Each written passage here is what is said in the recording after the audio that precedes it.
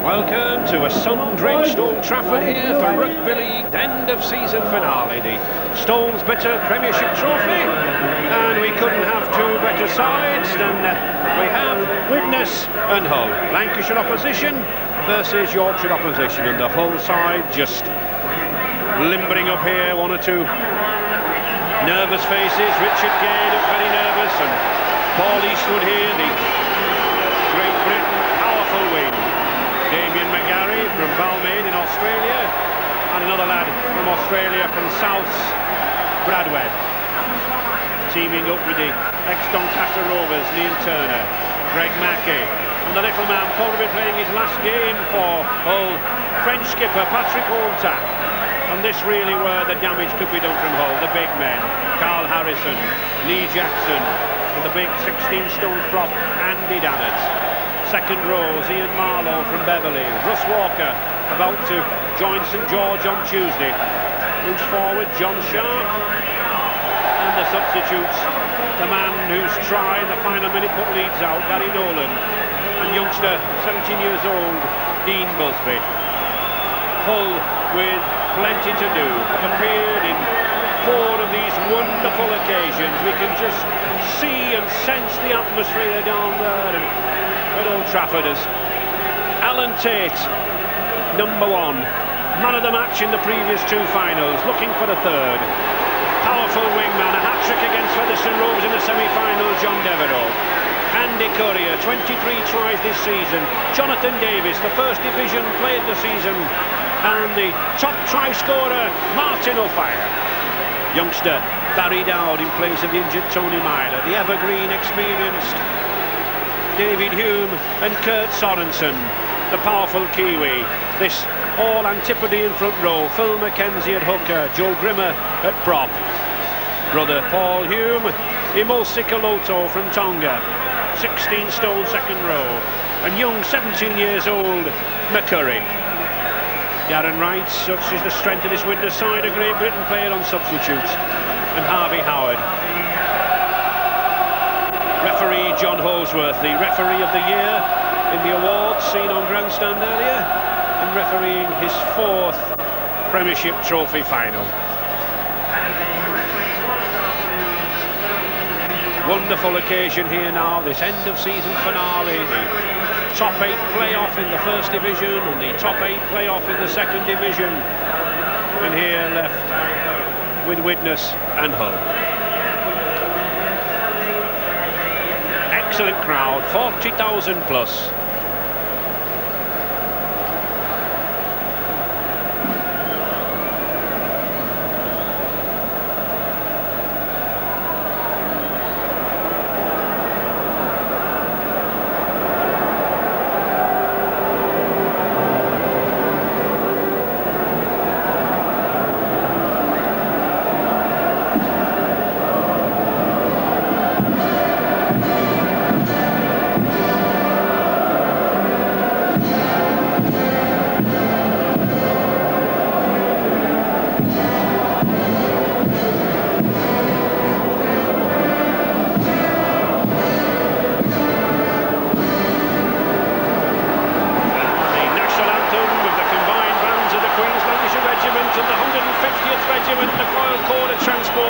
Have finished.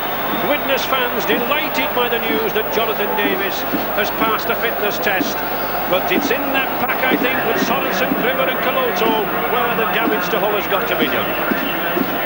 And the Hull side relying heavily on that very, very big pack, but especially I think the 2 halves, Greg Mackey and Patrick Onta. They're the danger to Widnes.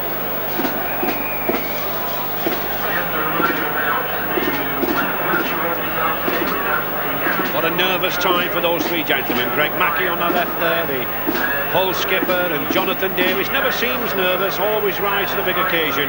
And certainly John Holsworth with 4 Premiership Trophy finals behind him, and referee of the year for the 4th occasion. They know what all the pressure is about.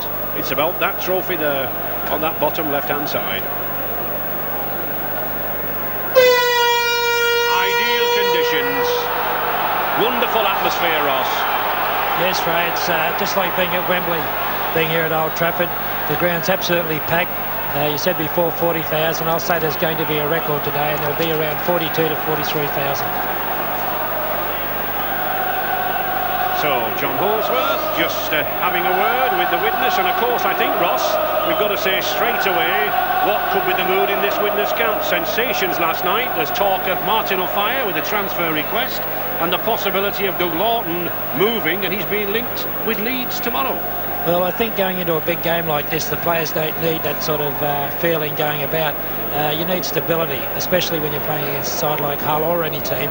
I think news breaking at this stage is not going to help Widnes' cause today at all. Well, we must insist that it's only speculation at the moment, but it's this next 80 minutes that's going to count. And Widnes playing in their new jerseys, or white jerseys, and the black trim. Hull in the very famous, very traditional jerseys seen on Humberside for many, many years, the irregular black and white. Early testing here. If we have as good a game as we got in the second division final between Halifax and Salford, won 27 points to 20 by Salford, then we're in for a treat. Alan Tate happily recovered from a broken cheekbone. John Devereux in tremendous form at the moment, scored a hat-trick of tries against Featherstone Rovers in the semi-final qualifier last Sunday.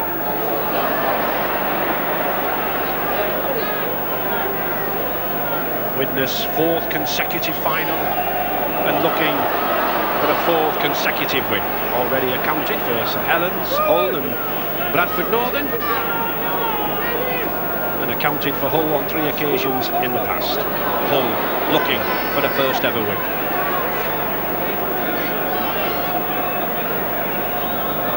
McCurry, Patrick Onta. This is number 7, had a very good season this year, the French skipper, due to tour New Zealand this summer. Tackling as intense as we might expect at this early stage, Ross.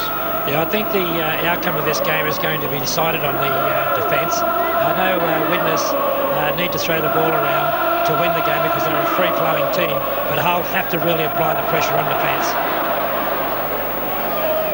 Hull possibly seeking to win this game through the big forwards. These are the men. Carl Harrison here, that's a tremendous burst by Harrison. Just couldn't get the ball away. But that's the sort of burst, that's the sort of power that we'll be looking to see, I think, from this Hull side. Widnes, on the other hand, hoping to move the ball out wide to these skillful backs. Devereux. Well, the ball stolen. It's interesting that next year ball stealing is banished from the game, Ross. You're right, that's been banished in Australia now for 4 to 5 years. One-on-one, if a player comes in to tackle another player, he can take the ball off him, but not if there's 2 or more people into the play the ball. So it's Hull now driving away down the middle with this pack. Pitch a little hard. The Manchester United ground staff were watering it very strongly this morning. Had the hose pipes and the sprinklers out there, but it's still hard. That's a good ball from Mackie to Webb.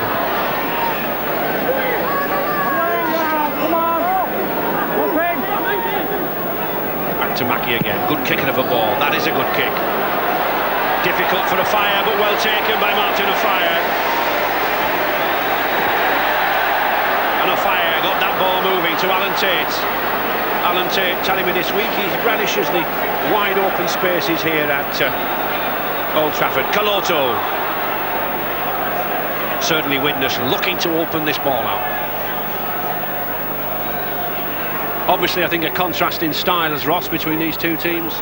Very much so. Widnes are a free-flowing side, and they got to get the ball moving to their outside. But HKR have got big forwards and power up to the middle and take their chances running off their big forwards. Good run there by Joe Grimmer. Nobody marking him, so he's allowed to tap the ball himself. To Down.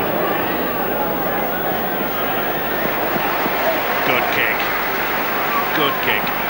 Ray, just going back to the Doug Lawton episode that happened last night over at Widnes, maybe the players out there today will try and give Doug a send-off because he's been very loyal and has had a very good stay with Widnes, and maybe they'll play out of their skins for him. So, Onta to feed to Mackie. Good tackle by Barry Dowd. Barry Dowd, number 6 there for Widnes, playing in the place of the injured Tony Myler.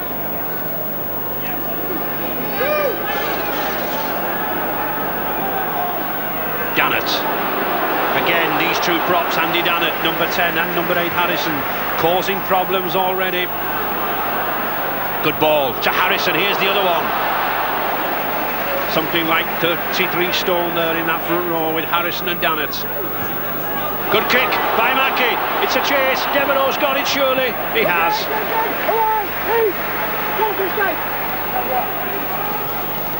Seems plenty of gaps here on this pitch already.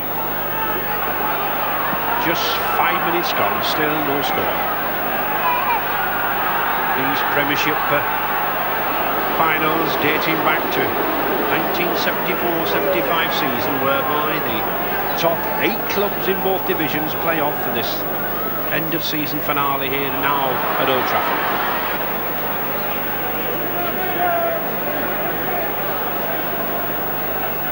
To Davis, the kick, oh that's a good kick, sending Richard Gay back. Not many chasers though, and it's Gay coming away. Really bad chasing there, Ross. Well, one of the first people up for the ball for Widnes was their hooker.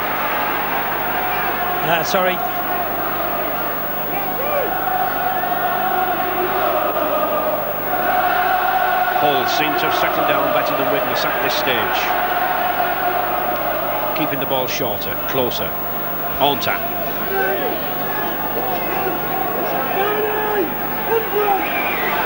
Offside, yes.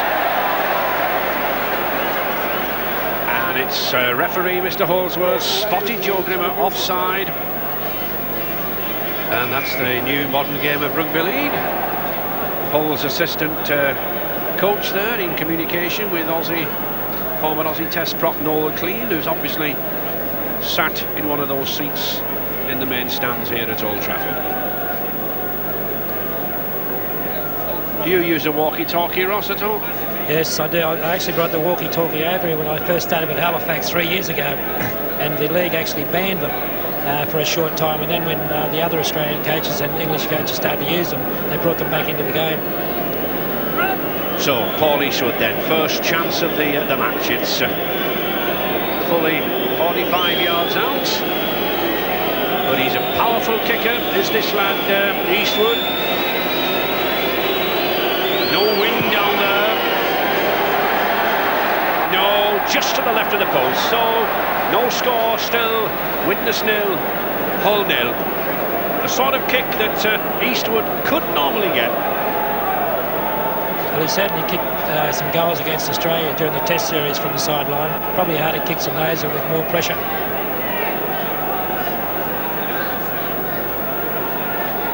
£17,000 prize money at stake here as well for the winners. And huge gate receipts from this 40,000 plus crowd.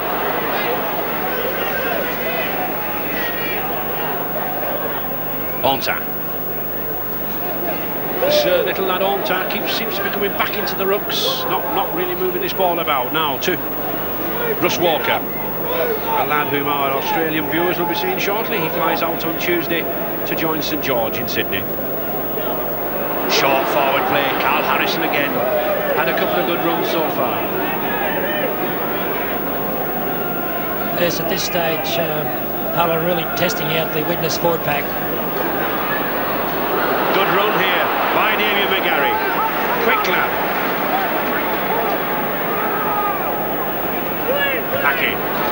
Lively customer. That's a good kick from Mackie. It's spinning. Tate's there. Well, I think Alan Tate was almost ready to mark the ball there, but of course the mark went on to rugby league many years ago. Caloto driving away. And this Widnes side under pressure from this big, heavy, strong Hull pack. That's very good defence by Hull. Well, that's hardly the place to give a young 17 years old the ball. I don't think he really started young McCurry. He's actually coming through to dummy as a dummy runner. Maybe he was handed the ball and he was confronted by 3 defenders. Good tackling. Devereux. Widnes can't get away from here. They'll have to look to the trusty boot of Davis. They find him, and there it is.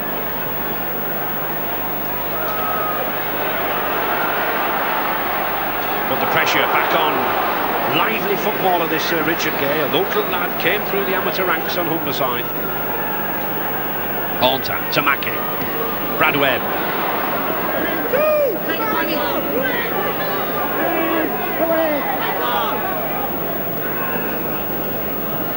That's a good ball to Harrison again, but well covered. I think Alex Hull seemed to have settled down the better. Well, yes, Ray, I've got with me now Steve Crooks. Steve, you must be happy the way things are going. Yes, mate, we started off pretty good as well. You know, it's going to game plan or whatever, what we've done at the moment. We're playing strong and we're making a few breaks on the fringes there. Well, you must be really a little bit happy that you're finding so many gaps, because Widnes do look as though they're under a little bit of pressure. The lads really look as though they're one up. Yes, I think so, mate. I think, you know, the defensive line ain't coming up straight, and we're going, we're attacking on the fringes again. We're stronger on the route, but we're trying to alter our play a little bit as well. Well, Ray, you can see what's going on down here. I think the old bench are really happy the way they've started, and I think from Widnes there's got to be a response. Well, let's see if this response is forthcoming. 10 minutes gone, still no score. Widnes, I think, at this stage, possibly taking the whole pack on down the middle, but we'll see. This is not normally Widnes' style of play. Mackenzie.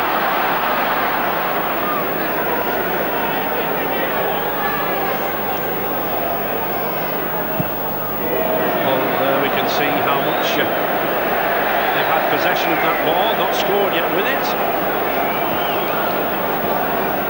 And a horrid kick there from David Hume. Yes, that was a bad kick by David Hume. He had plenty of the field to kick the ball in. Instead of that, he's tried to put the ball in behind the whole back line. It's come up the side of his foot and has gone out on the full, which makes a scrum down where the player kicked the ball from. Very warm down there in this sort of natural ball here at Old Trafford. In recent seasons become the scene of some of Rugby League's biggest test matches, cup semi-finals, and here now the Stones Bitter Premiership final. Haunter, good switch of direction to Dannett. These two little half-backs, Haunter and Mackey, bringing the two big boys off them, Dannett and Harrison. Now Lee Jackson going for the line, it's all Hull. As Mackey there, number 6, pointing the direction he wants the ball going, he wants it across. Haunter. I think a mistake there, will fire on this near side wing, was left with 3 or 4 men. Mackey. The good ball to Gay. He's in, yes! And the first ball there. Beautiful pass from Greg Mackey. Richard Gay, who's had a couple of nice touches with that ball. This 22 years old gymnastic instructor came up absolutely perfect, and he's got the first try. 4 points to 0 for Hull now. The ball goes out to Mackey here. He's got plenty of men out in support out wide. Gay comes through on a straight ball, steps back inside, and is tackled over the line. It was a very good try by Hull. On the last 3 or 4 play-the balls, they'd worked their way into the middle of the pitch until they got this overlap on the right-hand side of the field. Mackey's brought the outside player in, and then Gay's picked the ball up where the gap was left by the player coming in to tackle Mackey, and there he goes over for the try. He cleverly cuts inside here, Ross, as you can see all the players moving across, moves inside, and that does the trick, doesn't it? Well, Widnes are renowned for their slide defence, and if you can step inside them and step inside that cover defence coming across, you can always find a little gap there where he has just found it now. So, Paul Eastwood now, not the most difficult of kicks, 20 yards out, 20 yards in from touch. Left-footed. Oh, he misses it. He misses it. Well, really, a kicker of Eastwood's experience and 118 goals this season, we could expect him to get that, but possibly a little pressure from this magnificent atmosphere here, the intense atmosphere that can get through to even the best of players. Well, it's only early days in this match, but Hull to me seemed like they're a lot more hungrier to get on with this game, where Widnes just seem to be treating it as another game. We said earlier, Ross, could the revelations regarding O'Fire and Coach Lawton have any effect? But certainly Widnes have not started out with any great vim or fire, have they? No, they're not moving the ball around. They've got Davies out there, who's absolutely brilliant player. He's the best player I reckon I've seen for a lot of years. But we haven't seen none of this brilliance come out in them yet. And the reason being, I think that these big men in the middle for Hull have commanded the ball and have commanded the possession. But of course, Widnes got such pace, such flair, such class in the side. This game, a long, long way to go. Devereux did well to take that. Courier. Strong, powerful runner, this lad, Andy Courier. 23 tries this season. Former Great Britain tourist. This is better from Widnes now. Barry down, looking to get the ball open, can't quite do so. Davis, oh, brilliant burst of speed, just can't get away. But that's what Ross Strudwick was talking about, the sheer speed of Davis. Takaloto, good tackling, good defence. Hull moving up very, very quickly. McCurry, good determined ball. He's got there, Tate loses it. Eastwood's onside. But that was something like the Widnes we know. The ball passed at speed. And Lee Jackson there sensibly attacking half-back, just slowing the game down, bringing it to the forwards now. Carl Harrison again. Yes. It's got to be a high tackle, Ray, to hit him, because he's about 7 foot tall. Yeah, he's a big lad, is this man, Carl Harrison. 16.5 stone for Hull.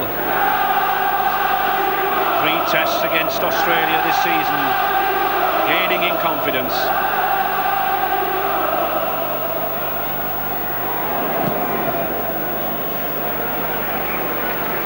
And this Hull pack doing a lot of damage. I think, Alex, Widnes not getting into this game, are they? Not really holding the ball. Well, I don't think you can be too disappointed the way Hull have started. They've started closing Widnes down, and really it looks as though Hull have been here before and Widnes have not.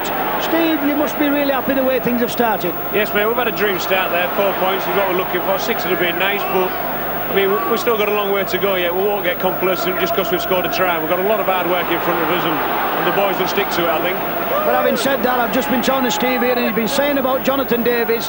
He's the man who should have the ball. Every time he gets it, he causes panic. But surely he's not getting much ball, Steve. Sure, you must be happy about that. Exactly so, yeah. I think in the centre, I mean, I think he's a class standoff. And I think a great opportunity for Widnes to play him there. We're thankful he's out in the centre, but it's still very dangerous where he is. So the least ball he gets is the better for us. Well, Ray, the very happy old bench, and Widnes really looks as though the effort this morning of Doug Lawton going to Leeds and Martin O'Fire asking for a transfer, surely that must have effect on the performance. But there's a long, long time to go yet, and a lot of classy players in this Widnes side. Not for anything have they won this trophy on many occasions before. 6 times winners of this Premiership trophy, and Davies again seeking to gain ground with that kick. That is a good kick too. 70, 80 yards, sends the Hull scuttling back, and that's better chasing, isn't it, Ross? Well, they had 4 players down there, and they were all back, so they've all done their job, and they've held the Hull player down well inside his own 25. But Hull continuing to move this ball around as Steve Crooks, Hull's assistant coach, said down there, they're hitting on the fringes. That's a good ball to Lee Jackson. Now then, Jackson, he's on his own. Will he elect to kick? He gets support to Mackie. And this Widnes side looking somewhat ragged. Eastwood now to Walker. Eastwood again. Eastwood going with the corner. He's a big lad. Oh, that's a superb tackle from Jonathan Davies. A magnificent tackle from Davies, held by Alan Tate. And Eastwood smiles to his opposite number. Wholehearted player, but aren't those Hull supporters relishing this effort? Ray, that was rugby league at its best. That was champagne rugby, that was. It started well down in their own 25. The ball went right across the back line and finished up with 2 forwards taking the Widnes backs on down the far side of the field. Excellent rugby league. And it's Widnes now on the rack, as David Hume certainly will want to make sure of this scrum. Widnes head and ball. He gets in. Dowd misses it, but Tate takes.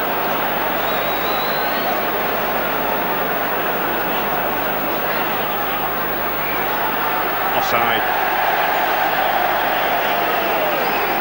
And I think Steve McCurry there, number 13, the youngster, I think he realises that Widnes really needed this breather. They've got to get their act together, they've got to get themselves organised. And Davis there, the captain, he's the man that's got to do it. And it needs a lead here, 20 minutes gone. Still, Hull in the lead, 4 points to 0, but it needs a lead from this Widnes pack to do a little bit of driving here now. Kaloto, Sorensen, Grimmer, they've got to take this game. Grimmer.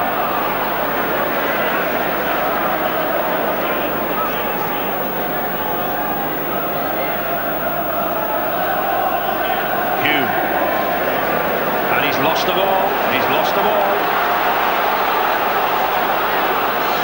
There looks a nervous edge about Widnes play, Ross. Well, they don't seem to be playing their natural game. I watched them play St Helens in the semi-finals of the Silk Cup, and they've done exactly the same thing they're doing today. They're trying to take the opposition on up the middle, where their main strength is in their back line. And here's Onta, the long ball to Eastwood. Eastwood's taking it. This is beautiful rugby. Can't get the support there, but it's Widnes again. Desperate defence. Hull, the long ball to Marlowe, but a good tackle there when the ball really should have gone out. Good tackle by David Hume. The short ball to Harrison, Harrison to Onta. Good tackle, strong tackle. And the 5th tackle. Mackie certainly put that ball to the corner. A tricky ball, a good kick, just bobbling over. Certainly Widnes forwards here, Kurt Sorensen and co, really got to do something. Jonathan Davis now coming into the act. The Widnes pack really making very little impact on Hull. Well, they're taking them on up the middle when they've got the ball, and then when it comes to defence, they're tired and they're not getting back into position quick enough, and the Hull forwards are taking advantage of that and are making that much ground every time they singly take the ball up. And a good decision there from referee John Holsworth. 1 or 2 of the Hull players just still ambling back. You've got to be 5 yards back. And that's a good kick. Now then, Davis putting the pressure on.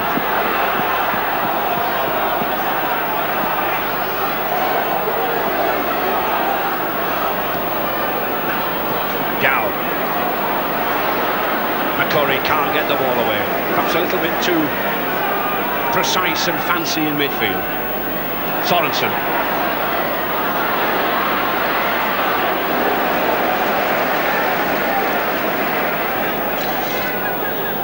Good dummy by Courier.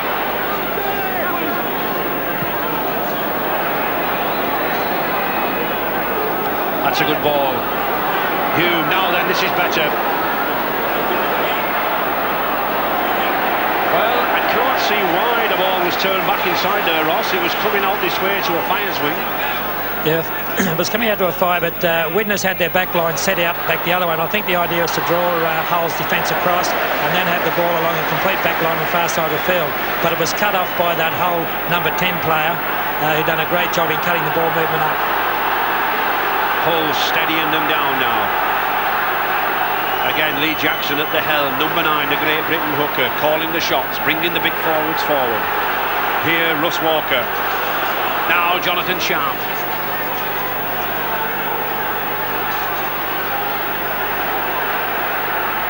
Harrison again relishes the challenge, gets the ball away to Lee Jackson, looks for the support, he's got Onta with him, but time and time again this number 9 Great Britain hooker, Lee Jackson, is in support. And that's a good kick from Onta. Did you notice how the little Frenchman there, he spotted Martin O'Fire's back to the opposition and he put the little kick in. He's a disappointed man, this number 7. He wanted to stay at Hull, but just can't agree terms on a new contract. Ray, this number 9 for Hull is a good player, isn't he? This is the first time I've actually had to see him at club level, and he's brilliant. He's got plenty of pace and he can step off both feet. Widnes then, in possession. Widnes have had 3 victories over Hull in this trophy final, 82, 83 and 89. That's a good ball, but Curry has lost it.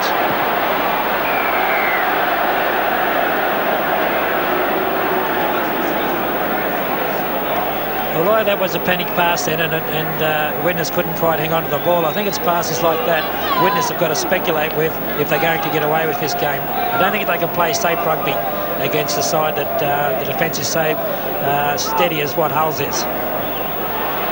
Onta on that blind side, he's going to go himself. Can he make it? No, he doesn't, but he was sensible there. He put the ball behind him. And it's Hull now calling all the shots.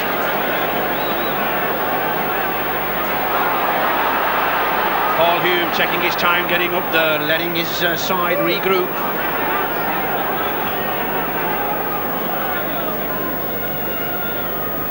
Sorensen. Need a few good charges from this former Kiwi Test favourite.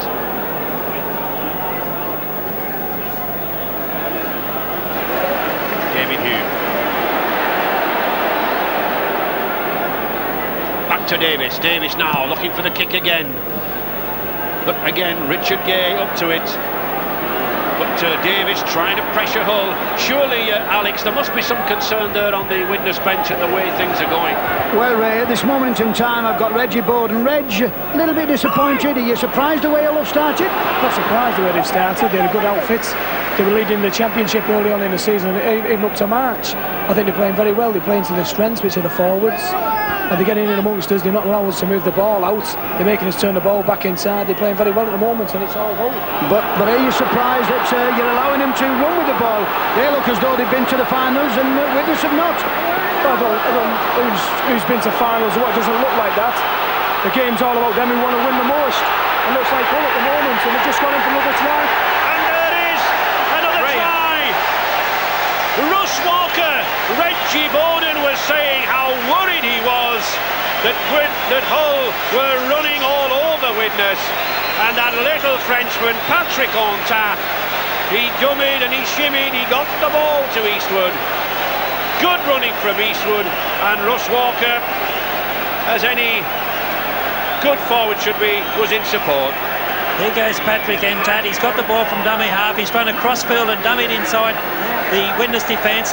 He sucks the fire in here and calls his winger back inside of him. There goes Eastwood, straight back in towards the middle of the post, goes around the cover defence, and then straightens up and heads back towards his own wing again.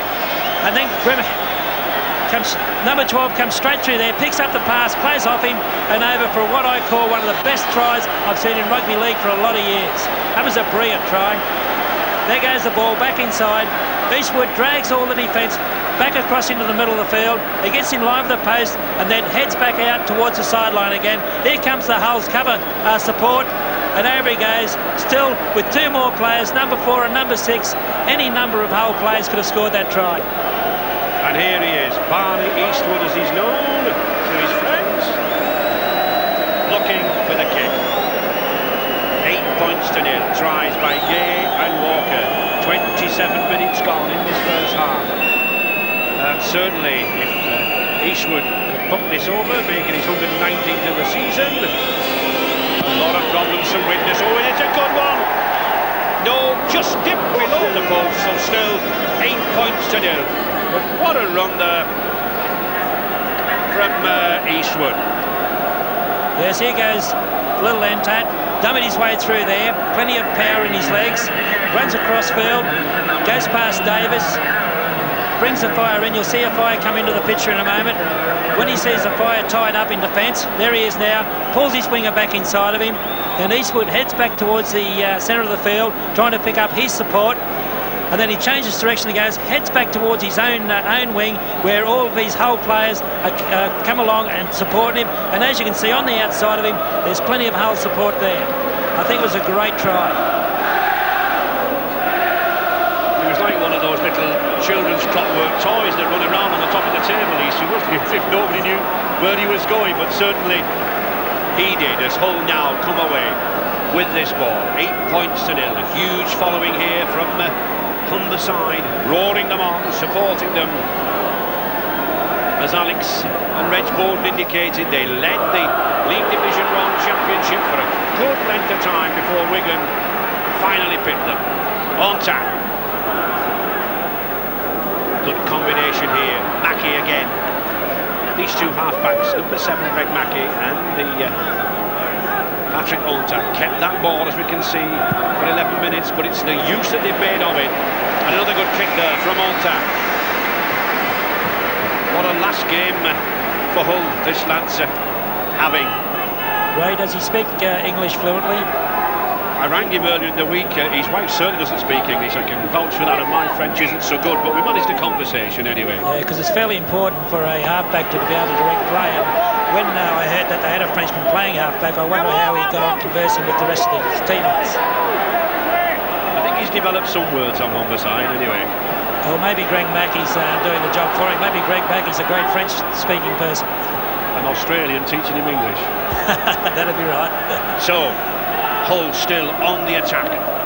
Just 10 minutes left in this first half. Tried, trusted formula that they've used all season, the big forwards. On tap, Mackey again. That's a good ball again. They've got one caught on the outside. Almost a chance there, Damien McGarry. 10 yards now from this line. Almost interception. And that, apart from one kick, is the first time that Martin Offiah, the most lethal try scorer in the game, has touched the ball.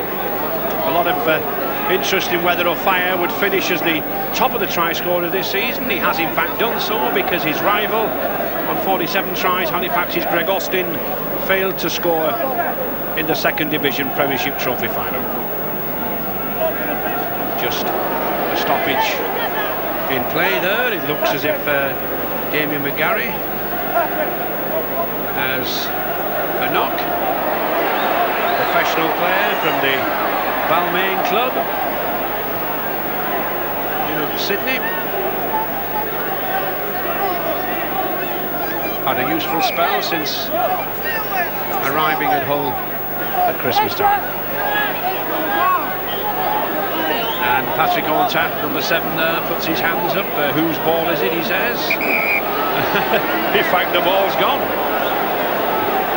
Right, number 3 from Hull, Damien McGarry, has just gone down injured, and he's gone out onto the wing for Hull. He's going to be a passenger for a little while, so I think their coach will have to keep an eye on him. So, Hull's feed, Hull's ball. Well in there by David Hume. Good battle going on now between these two scrum halves.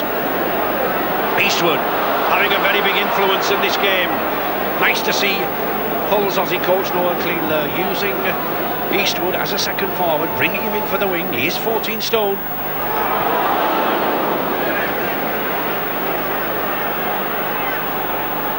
Greg Mackey, number 6 for Hull. Every time he touches the ball, there's a try on it. If it goes on his own, or there's something on out wide from him.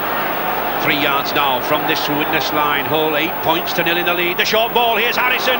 Good tackle to John Sharp.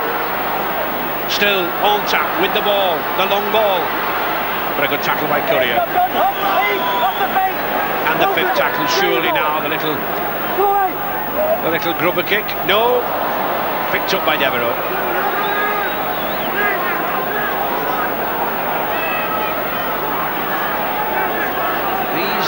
Widnes forwards not really coming up sharply to take this ball.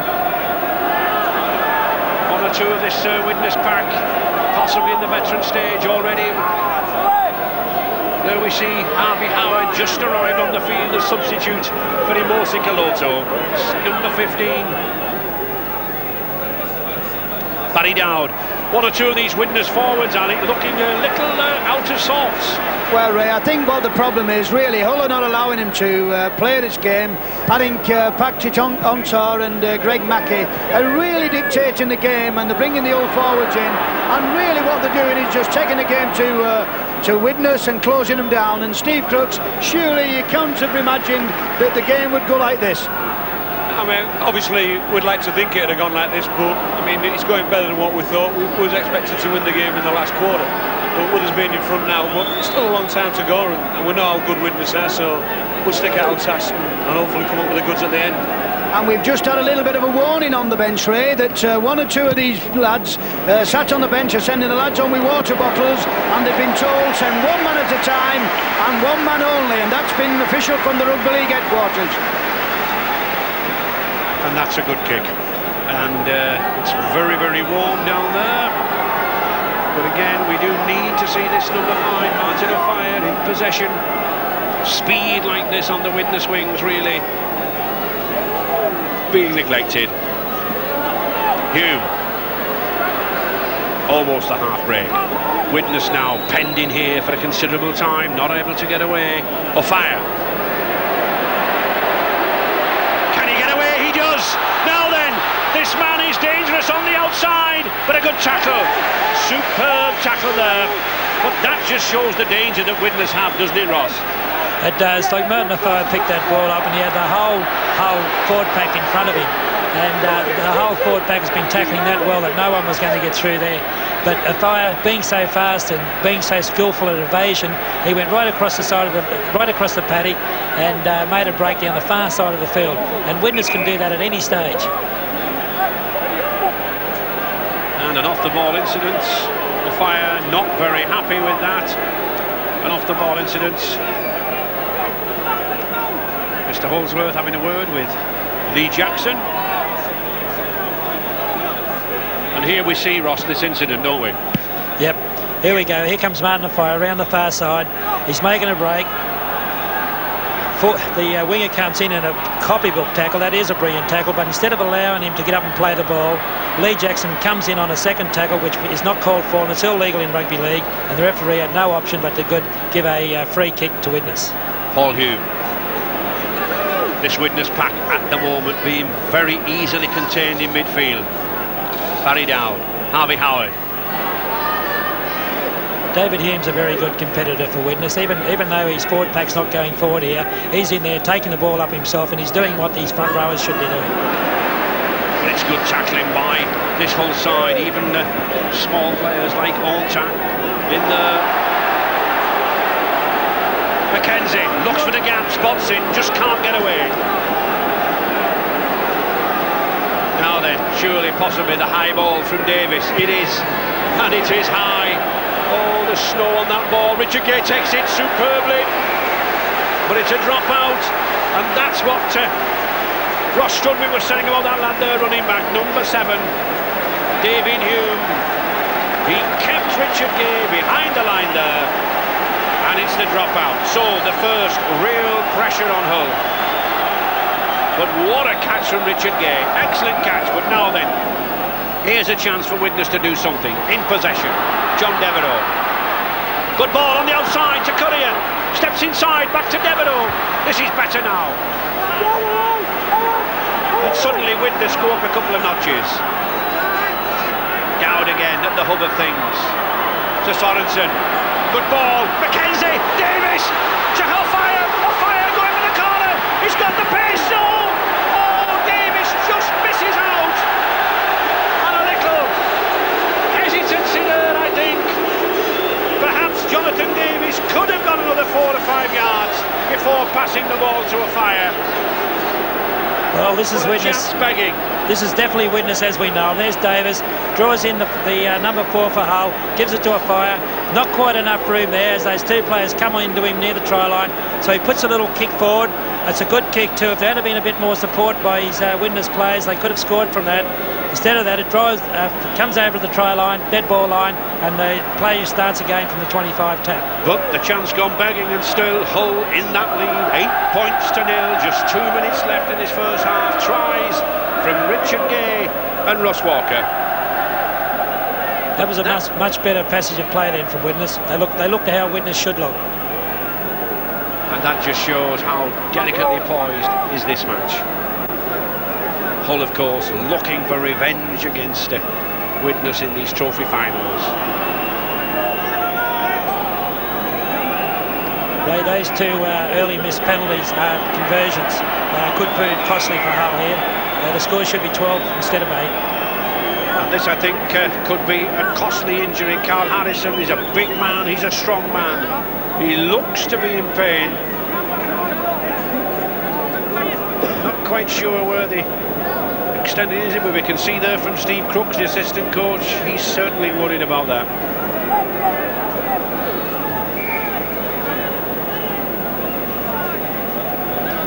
Here comes Carl Harrison in for the tackle. It's quite a legitimate tackle. The player takes him low, another one over the top, but I think as he hits the ground he twists and he just corked his thigh. I think you'll find after a bit of spray he'll be back on the field playing again.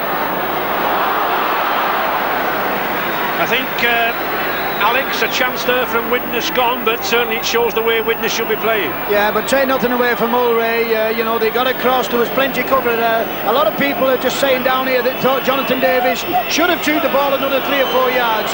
But at this moment in time, this is Widnes' best attacking force. We've got a little problem with Harrison, and Steve, there must be a bit of a problem there. You must be a little bit worried. Yes, obviously Carl's been going very well for us in the first 40. He's had a bit of a thigh strain the last week or so, and he's played through it, so it's a bit of a doubt for us, a bit of a worry for us, you know. Hopefully it'll go well.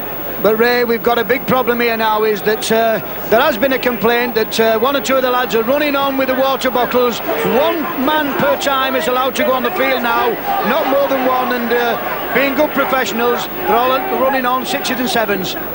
Well, it's certainly very warm down there, and I think they'll need some water at half-time, but Widnes still trailing 8 points to 0. Mr. Holsworth keeping this play moving fluently, keeping the sides back.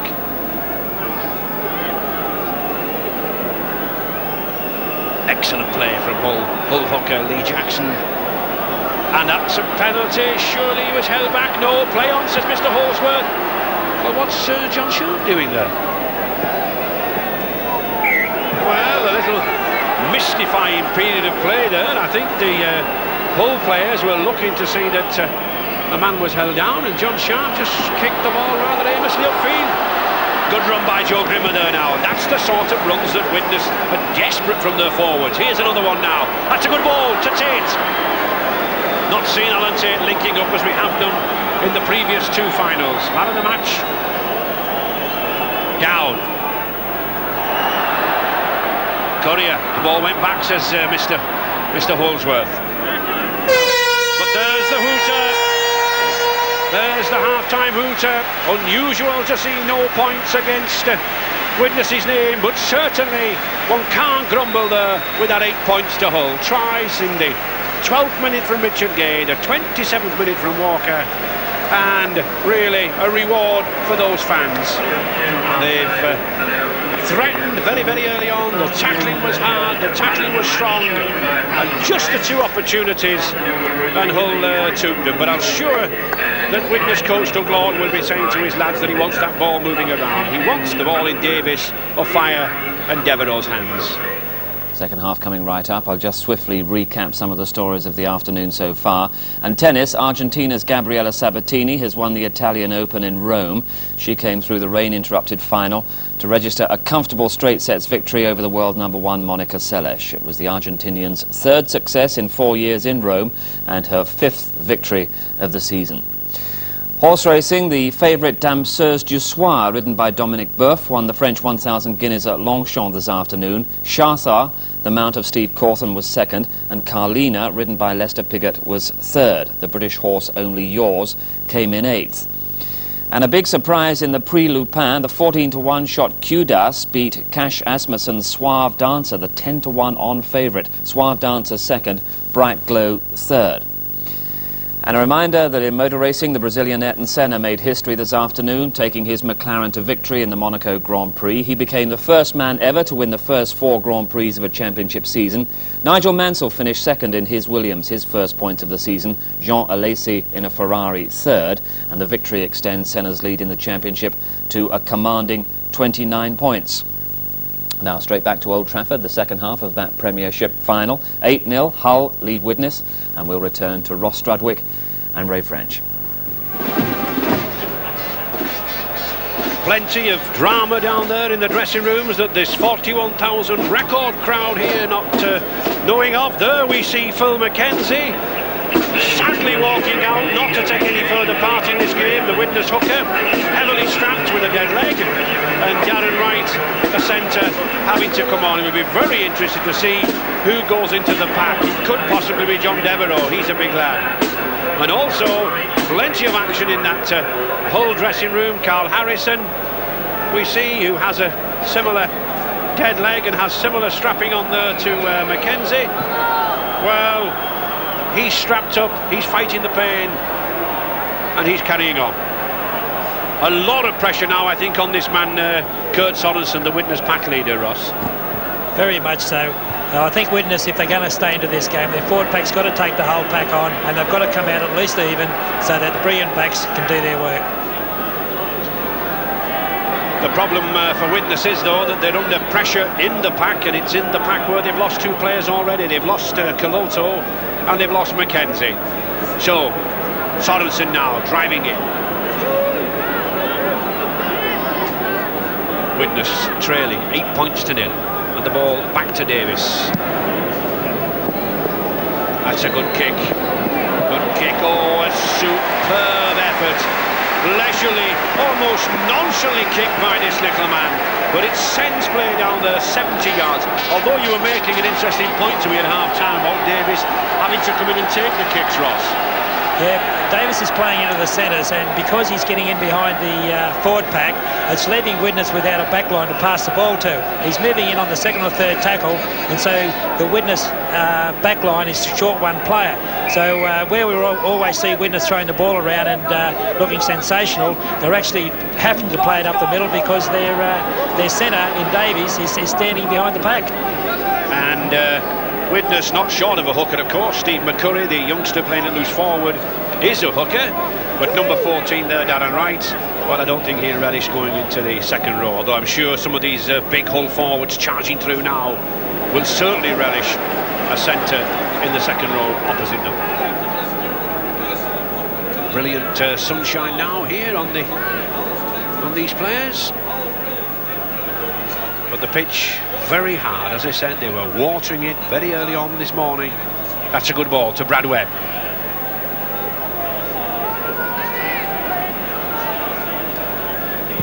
Eastwood, well taken by Devereux.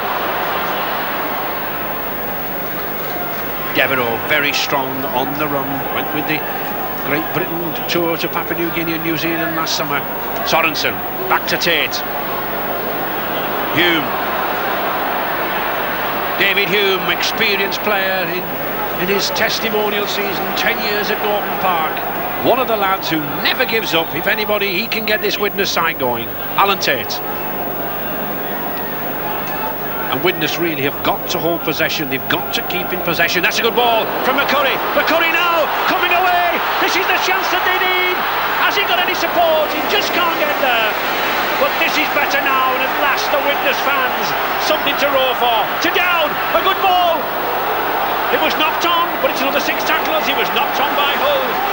In fact, it stopped a certain try, but it's a fire now. Lazily thrown back. Harvey Howard. And really that was a ball thrown lazily back there by a fire. Howard plays the ball himself. But at last, Widnes shaking Hull up now. To Sorensen. Good ball to Paul Hume. Oh, he's thrown it anywhere, but it's still back in Widnes. Sorensen again to Davis. Davis, he's going for the corner. Can it be? He's in. No, it's touch. Oh, it's touch. That'll be interesting to see. Ray, I thought he put the ball down before he went out. Well, the touch judge there, right on the spot. Alan Unsworth with his yellow flag.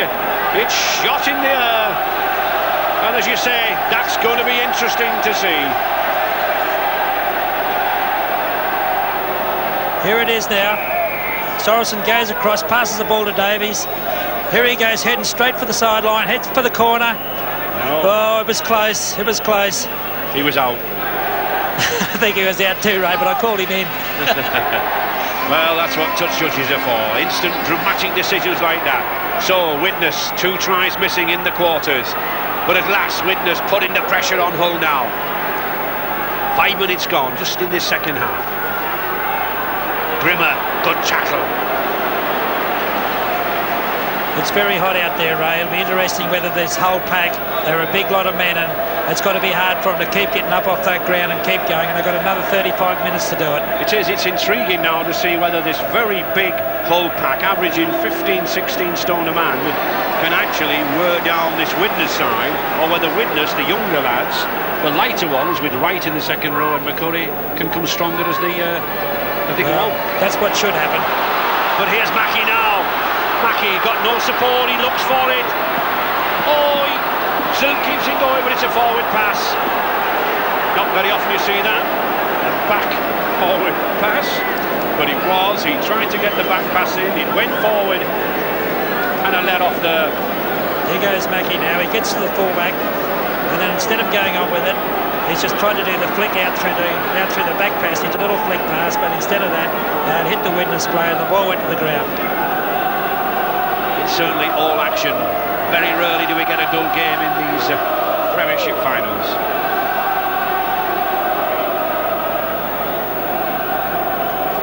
To Hume, down, Tate, being well taken care of every time he comes into the line. One of these Hull defenders, number 13 there, John Sharp, is picking him up. Now, favourable bounce there for Gay. Mr. Holdsworth ruling that the ball went backwards. One or two of the Widnes fans claiming the knock-on.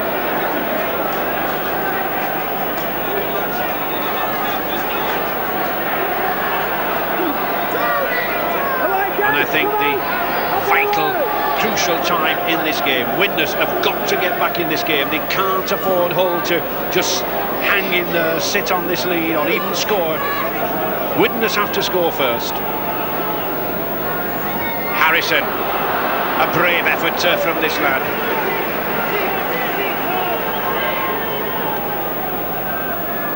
Gannett, charging on, he's still going, he shrugs off David Hume.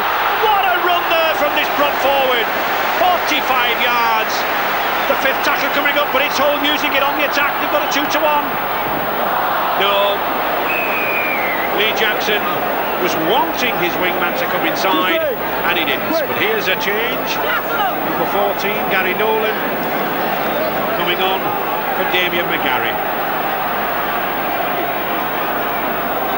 But certainly these two were Hull props, Harrison and Gannett, causing problems. This lad, Gary Nolan, scored the winning try against Leeds in the semi-final last Sunday in the 9 seconds. To Hume. Grimmer. No Widnes forward there, Ross, is managing to break the cover, are they? No, the whole defence is thick and it's very tight, and they're big men and they're very hard to get around. I can't understand why Widnes are continually trying to go up the middle when they should be able to hit them wide. But also when Widnes tried to hit wide, not to Hull cover. He's there. Here's a good run now, but a good tackle. Just looked at that tackle there from number 3. Damien McGarry, and he has an ankle injury, but that's the quality, that's the guts of this whole side. He doesn't want to come off, but come off he must.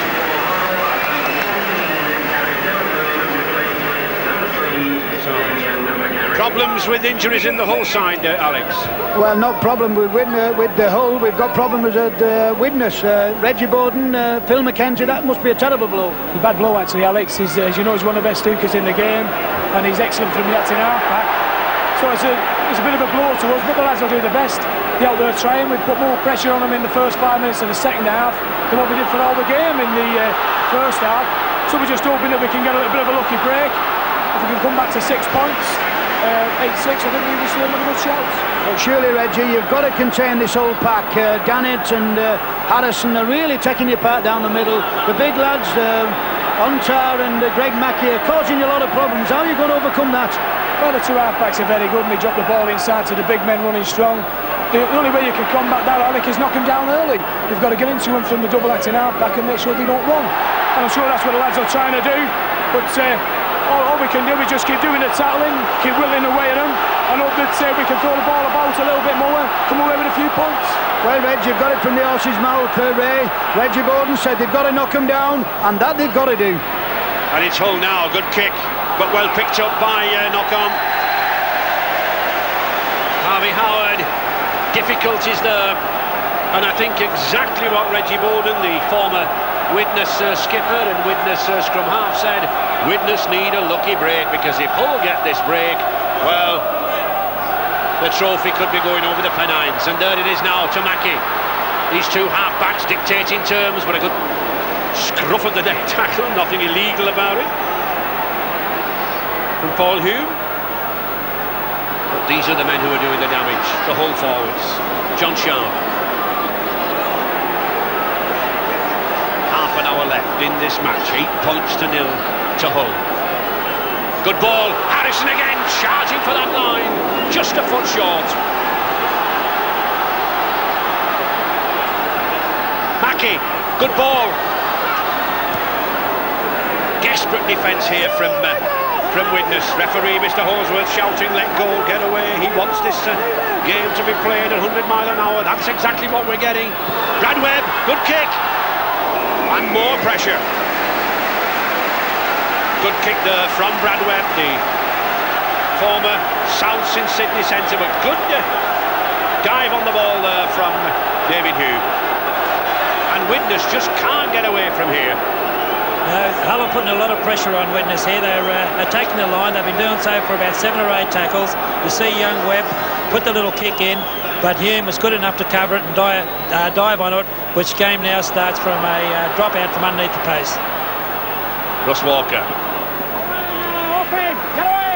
A lot of running having to be done by this lighter but quicker Widnes pack. And the question is, as we're in this last half hour, will these big, heavy men from Hull dominate? Mackie to John Sharp. Harrison's lining himself up for a run here. It'll be interesting. Here he is. The good ball to the substitutes. Just couldn't get through Gary Nolan, but the 5th tackle. A good ball again, driving, and that shows the confidence of this Hull side. Andy Dannett just yards short, but there's a lot of tackling to be done there by Widnes, and there must be 1 or 2 tired players. This is the type of defence we've been used to from Widnes also. They've been under pressure now for 10 minutes and they haven't let a try in. It's the type of stuff that we got used to them over the last few years. The problem is when you're under defence like that, Ross, and you're taking those tackles, you haven't got the legs to run and break the tackles, have you? No, this is where they need someone like a Fire now to come in and take a short pass off one of the halfbacks and do that something extraordinary. Oh, good ball. McCurry, he's having a good game, this lad. But who's with him? Oh, he's passed it to the wrong man. Well, really, there are no other forwards with this young lad, McCurry. 17 years of age, but he's certainly doing his stint as back come Hull. The referee signals that that wasn't a high tackle around the collar. It's non-stop. Brad Webb, not really got the pace to trouble a wingman of a Fire's speed and class.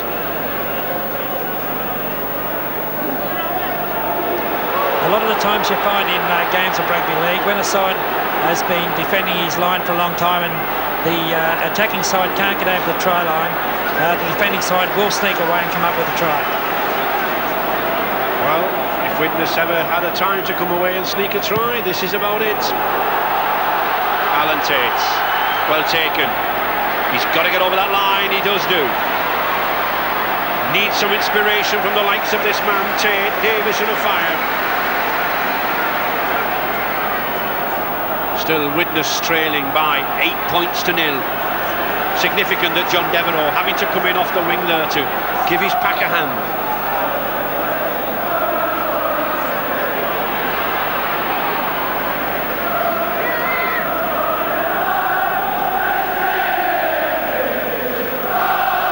can you see any way that Widnes are going to break this Hull defence? Well, Ray, I can't really. It's a tremendous game, and Hull are putting Widnes under all sides of pressure.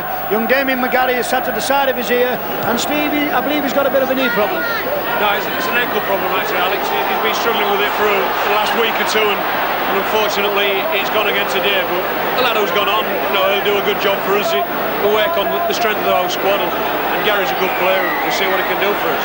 Surely you must be very, very pleased the way your forwards are playing and your two half-backs. If they say any team can win a game, it's your forwards, and your forwards are certainly playing well. Yes, very much so. We're a very strong set of players. But I mean, the thing is, we're not making mistakes. We've been called the last few weeks in the press for being a bit dour and not controlling the ball. But today we've controlled the ball, no errors, and we've come up with the goods up to now. But like I said, there's still 25 minutes, 30 minutes to go, Alex, and we'll talk at the end of the game. Well, you've got it there, Ray. Whoever controls the ball, and believe me, it looks at this moment in time as though Hull want to control it all the time. Well, certainly, as we in this last 25 minutes, the record crowd amended now to 42,000. I'm sure there'll be nobody leaving this stadium, because like me, I would like to tip a winner. But it's Hull now driving in, and this is where the real pressure's coming down the middle here. Simple tactics, but effective tactics. Out to Russ Walker. And Hull moving the ball as well. Well picked up. Quite a few tired players out there now. The gaps will be beginning to come, I think, very, very shortly. Paul Hume driving in, he gets it there now to Ante. Can he get away? Oh, he just couldn't get it away to Davis. Being held down. A penalty. Penalty there for being held down. Davis in a hurry to put the ball down there. I'm not surprised to see players being substituted on and off the field, because it really is a hard game. It's a rough, tough, bruising game.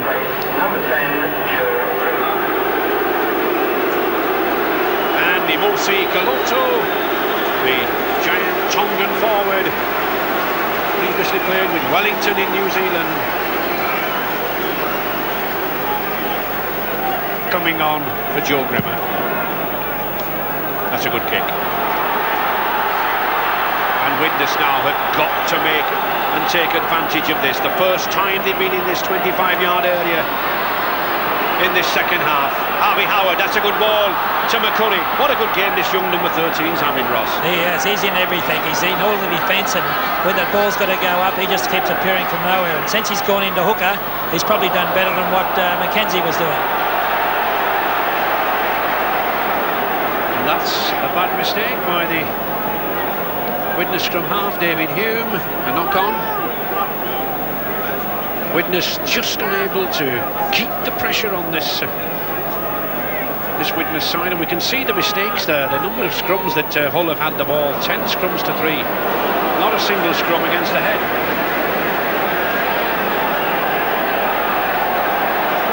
And Mr. Holsworth having a word. He's not very happy with that tackle, or attempted tackle by Barry Dowd. By Barry Dowd, the number 6. I think Mr. Holsworth said, look, you missed him that time, but I've seen it. Mr. Holsworth about to jet down under to take charge of the Australia v New Zealand Test Series this summer, and well deserved. His 4th Premiership Trophy final. A man who stands no nonsense. So Widnes once again let the pressure off Hull, didn't they? Well, I thought it's been so long since they got inside the Hull 25. I thought once they got there, they would have controlled the ball and went over the try. But that silly pass by Hume, which the ball went to the ground, all it's done is taken the pressure off Hull, and now the game is back in Hull's court again.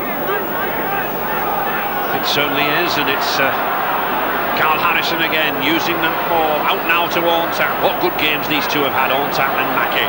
These two little scurriers, scamperers behind this big pack. But again, this match poised, neither side certain of success. Gannett, and the fifth tackle. A slight breeze beginning to get up here now. I wonder will Mackie put the ball in the air? I think he does. That's good. Oh, well taken by Devereux. And Devereux comes racing away down the middle. Good catch, good take by Devereux. There's a lot of wind down there, Ray. Like that ball was heading towards the uprights and it blew 10 yards to the right-hand side of the field. Caloto trying desperately to get this ball to a fire. Sorensen. Good break by Sorensen. He's got David Hume on his outside. Now then, where's Martin O'Fire? Can he get it to him? He does. O'Fire scorching in at the corner. That's the try. That's the break.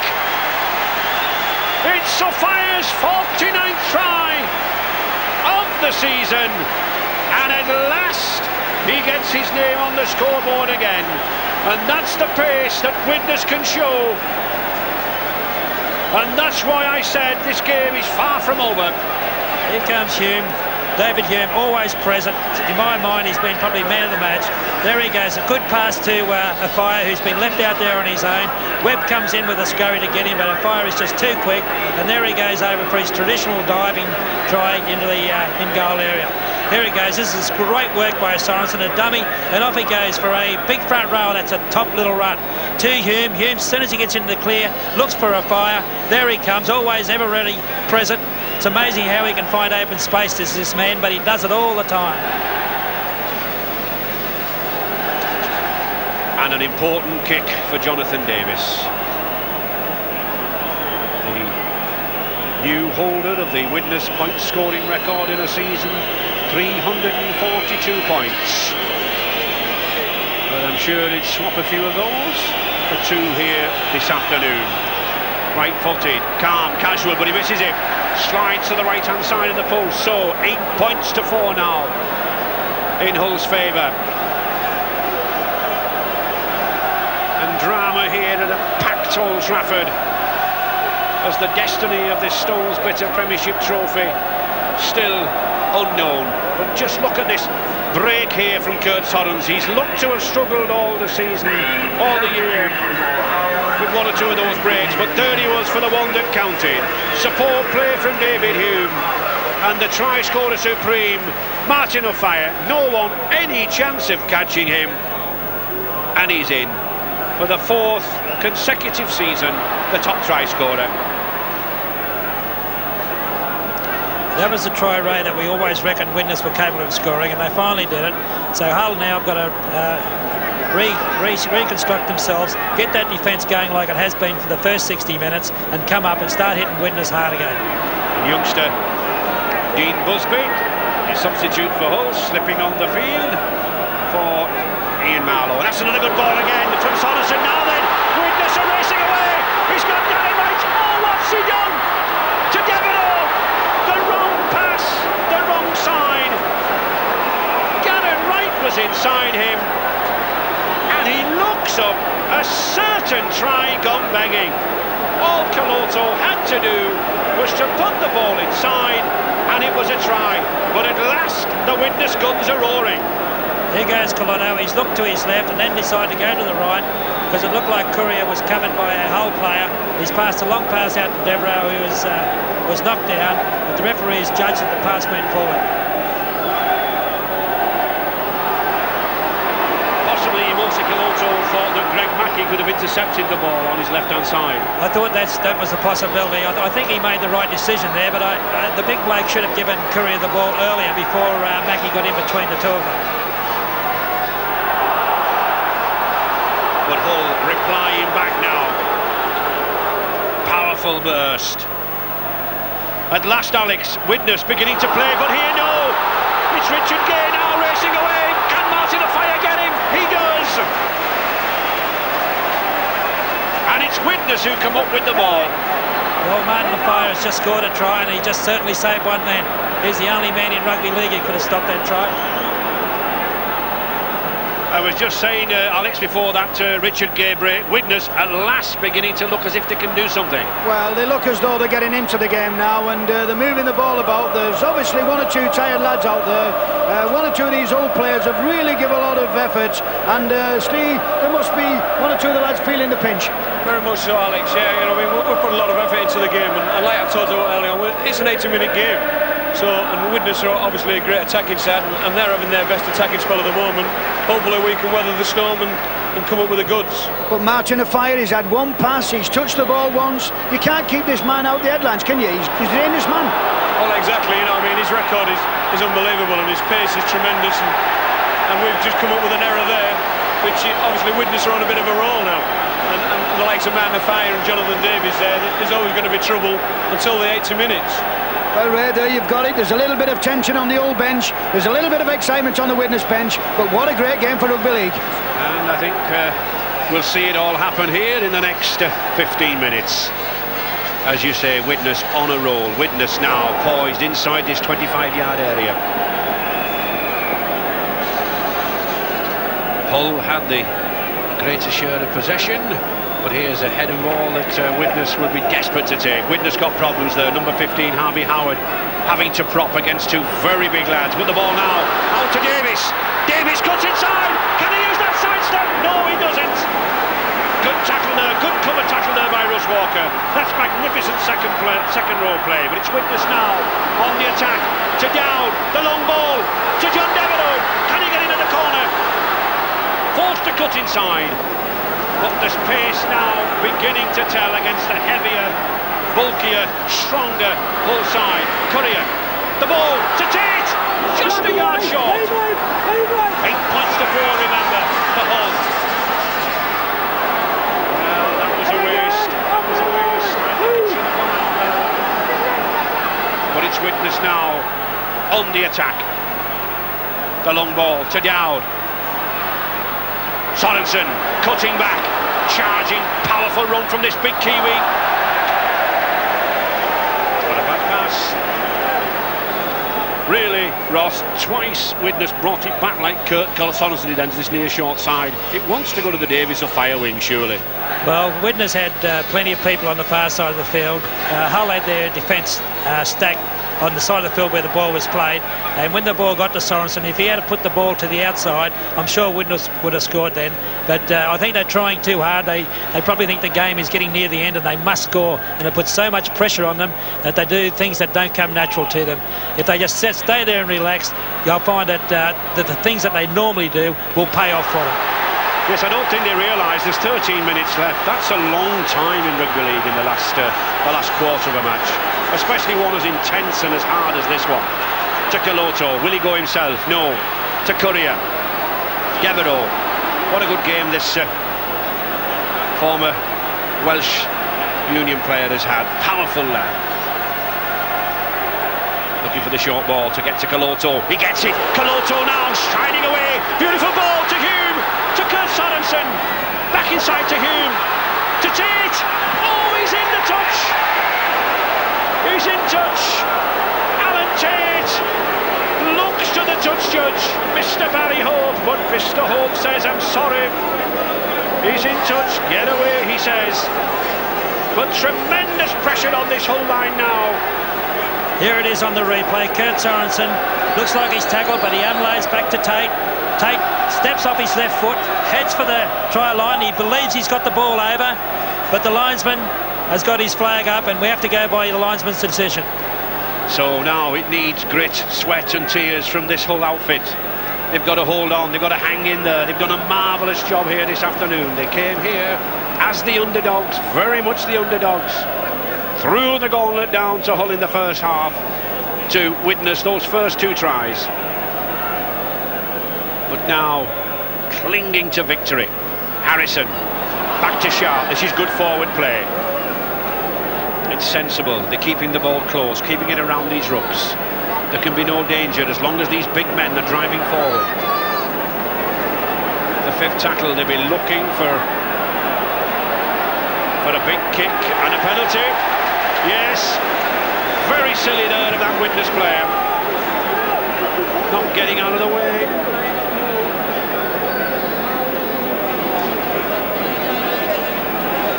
Penalties, quite even.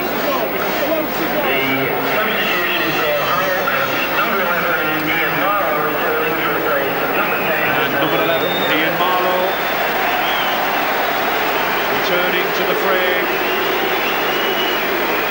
Andy Dannett, and a lot of work has gone in there from that big prop forward.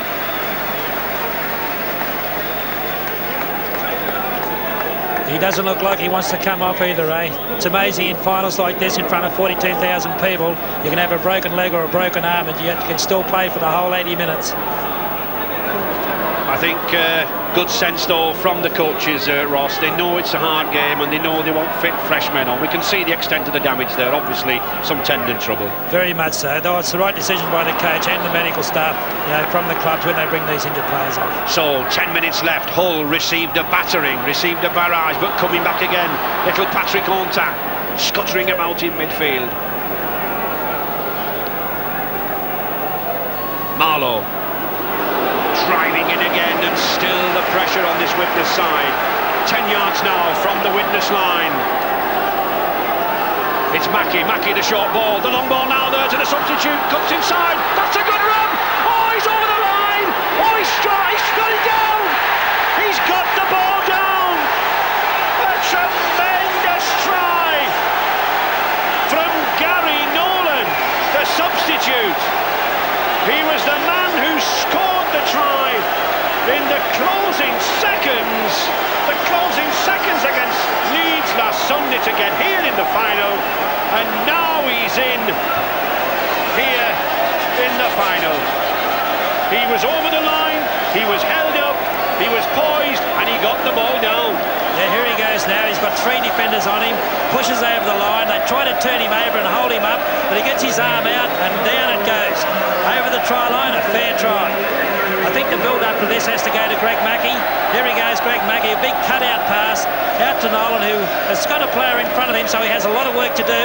And he does so by beating 4 tacklers now, and in comes a couple more, and out goes the hand, and down it goes. What a great effort. Determination at its best. Yeah, we can see this, and doesn't he just do well there to transfer that ball? Just notice, it's in his right hand there, it's tucked nice under his chest. Now then, he moves it, he holds it, and it's there. There it is, it's down. And just look at that for top-class refereeing. That's where a referee should be, isn't it? Exactly. He knew the try was there was no doubt. But once again, it was great work from Greg Mackie. Greg Mackie was on the right-hand side of the field there, and he saw that Widnes were light on the left-hand side.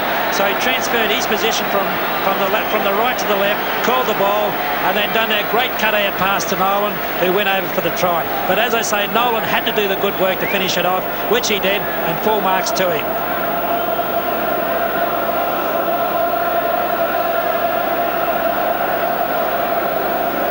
So Paul Eastwood now looking for the kick. 12 points to 4 that possibly could prove the death knell of Widnes. 3 times Premiership trophy holders here. Eastwood. Is he going in? Yes, he does. It's over. It just sneaks in the inside of that upright. Well judged there by Paul Eastwood.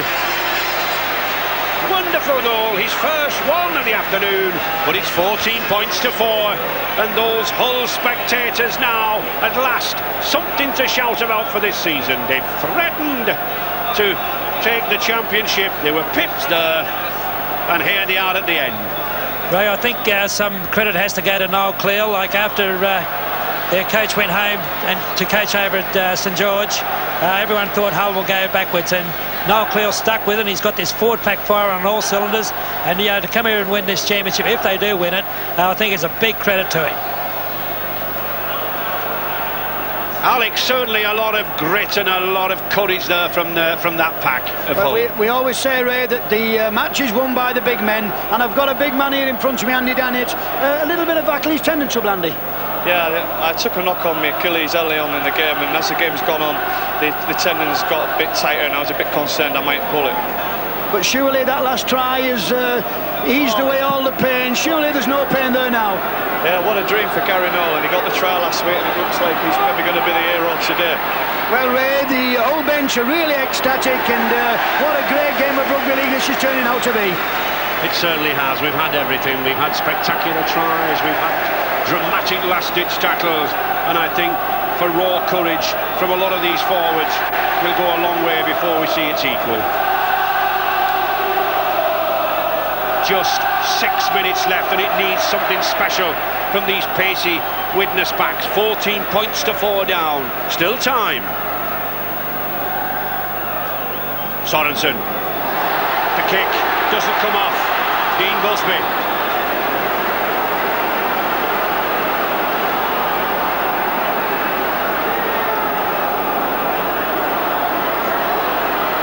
Mackey, good run. To Sharp, good support play, but it's a forward pass.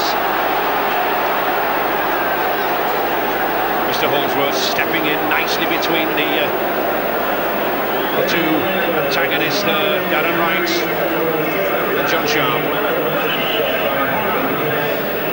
And just look at the possession that Hull have had there. You can see the mistakes that Widnes have made. 14-4.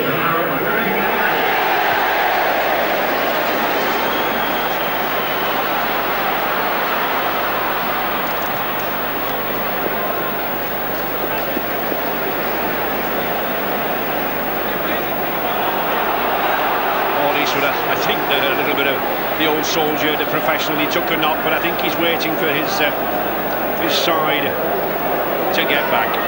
That's one of the gamesmanship in the game, Ray. If you've kicked the ball down there and you've got no one to play the ball to, or you just go down injured, even though you're not, gives your players a little bit more time to get on side and reorganise themselves. So Hull now in complete control. 14 points to 4, settling it down, holding it in the forwards, and there is the man of the match, the winner of the Harry Sunderland Trophy, Greg Mackey.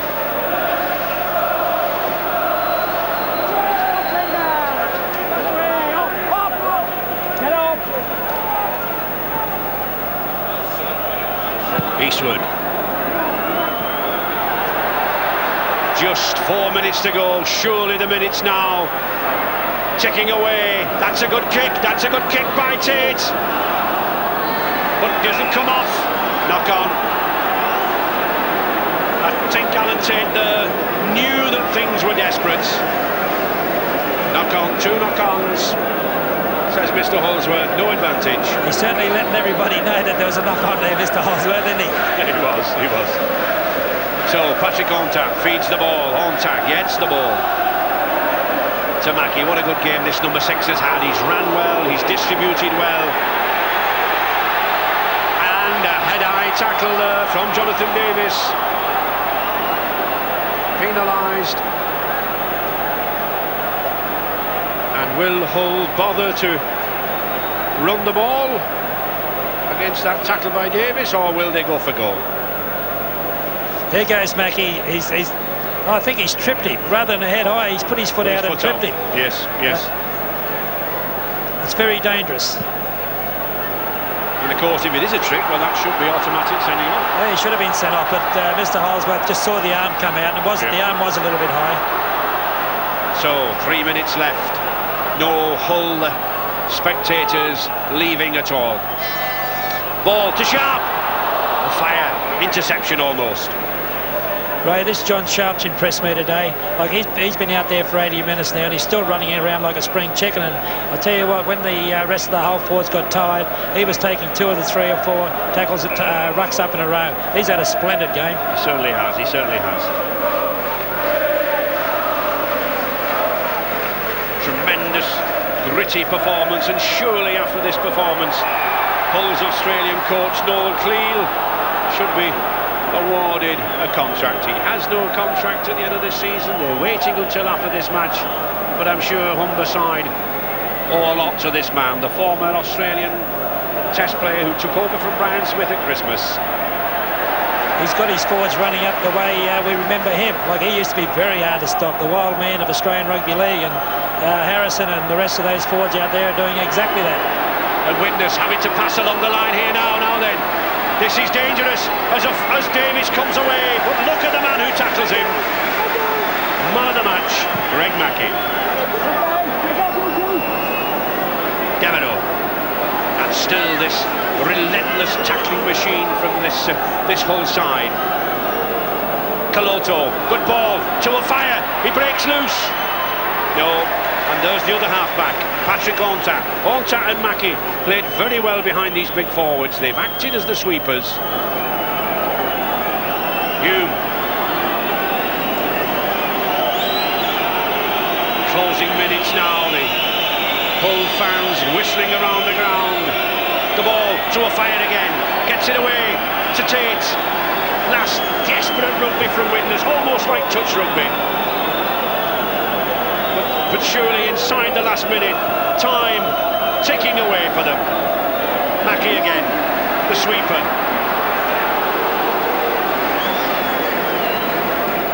This Greg Mackey with Canterbury Bankstown and Illawarra in Australia. Came over here just for a holiday, signed for Warrington and then moved to Hull.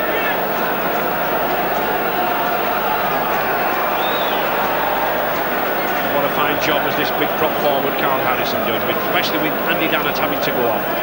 80 minutes, like he started the game 80 minutes ago, Ray, and he was running hard, and here we are 80 minutes later, and he's still taking it out hard. That's a big effort for a big man.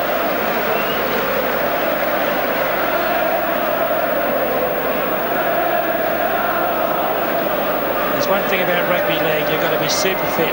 It's a super fit game, and for human beings to be able to go out there and perform as well as both these sides after such a long period, it's a credit to their coaches and credit to themselves. Widnes again in possession, but now moving into injury time. John Devereux up just under the 1, 2, 3, 4 Hull tacklers, even at this late stage. And still that number 6, he seems to be wrapped around everybody's legs. Greg Mackey for Hull. Sorensen, one last charge, one last run. It is to David Hume. And offside. Offside. Again, a good decision from Mr. Holsworth. Firm, decisive referee. But surely now, Widnes trailing 14 points to 4. They can't have enough time left to win this game. Yeah, Hull are making a replacement. The Australian Brad Webb's coming off, and Damien McGarry is coming back on from the bench. Even though he's got a sore ankle, he's got to come back on to replace Webb, who is holding the shoulder. At last, possibly a chance for Hull now to grab some silverware after a season that promised so much when they led Division 1, but which faded away in recent months. Now they're back, and as far as Widnes are concerned, who beat them in 3 finals, back with a vengeance. Gow. And it's been a magnificent defensive show from Hull. Caloto. Hume, number 7 there for Widnes, never given up, had a good game.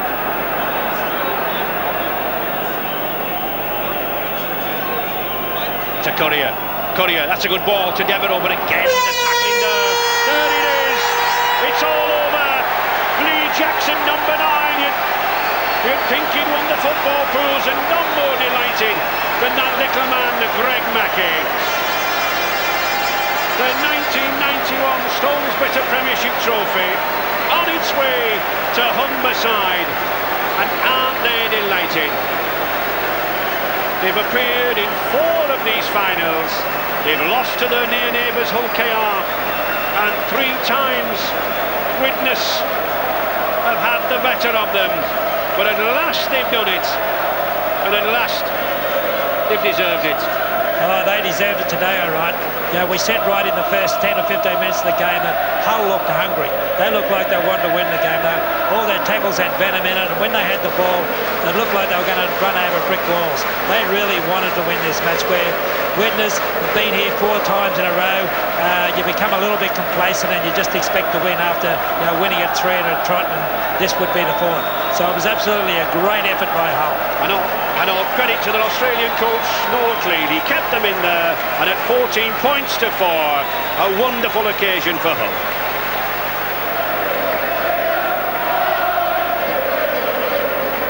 Well, Greg, surely the happiest man at Old Trafford this afternoon. You thoroughly deserved it, and congratulations on a magnificent game. Yeah, thanks very much. I thought we really wanted to win more than them. Maybe they've got a few extra cups and they didn't really put 100% in, but our boys did, and we come away victors. But surely you must be pleased with your forwards. They've played tremendously well today. Yeah, somehow I got the award. I thought I played well myself, but some of them forwards put in a lot of effort. Well, you can say that. I think you've had a magnificent game. You and Patrick Hunter really have bossed the show. Yeah, thanks very much. It was a pleasure. Congratulations.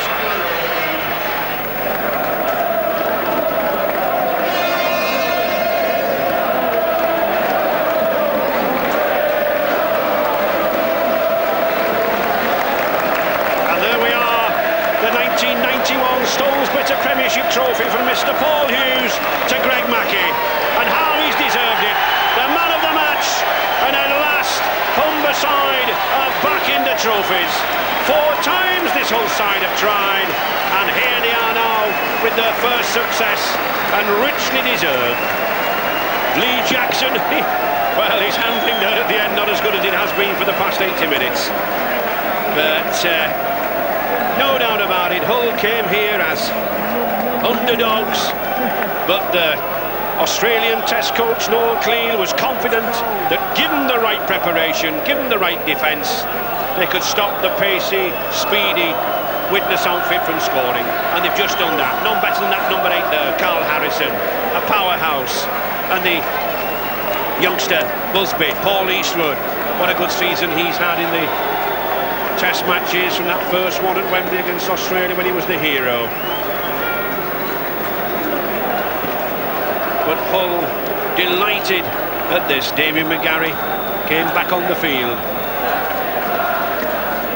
and David Kirkwood there, the Hull chairman, as pleased as anybody. John Sharp, what a good game he's had, matured this afternoon. And little Patrick Onta, his last game for the club, the French skipper from Avignon.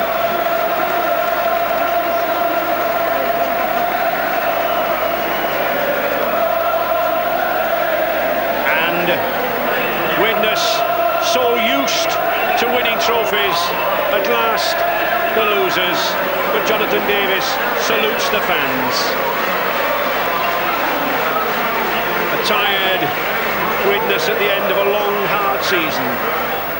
Yes, big afternoon at Old Trafford, and how Hull have enjoyed it. 3 times beaten by Widnes at this stage, but now they're Premiership champions at last, and the celebrations would continue for quite some time. So Hull beating Widnes 14-4, and Salford beat Halifax 27-20 in the second division Premiership final. Steve Kerry scored 2 tries, and he collected the man of the match there. Now, motor racing, and the Brazilian Ayrton Senna made history this afternoon, taking his McLaren to victory in the Monaco Grand Prix. He became the first man ever to win the first 4 Grand Prix of a championship season. Nigel Mansell finished second in his Williams, his first.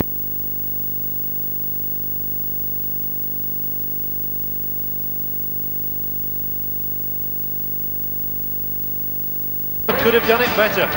Alice's second try of the Easter programme and his 6th of the season. Rovers are back in it. What a way to come back. Now, it's moved out rather quickly here, and it's a superb deliverance of a pass here. But when he does take it now, Hallis scores straight. And what's to look for here? He doesn't deviate at all. He knows he's got to get into the corner, and to do that, he has to run straight. He does it. He's a very promising young player, Graham Hallis. He went down on a scholarship to Australia a couple of years ago, suffered glandular fever then on his return, but he is one for the future, no doubt.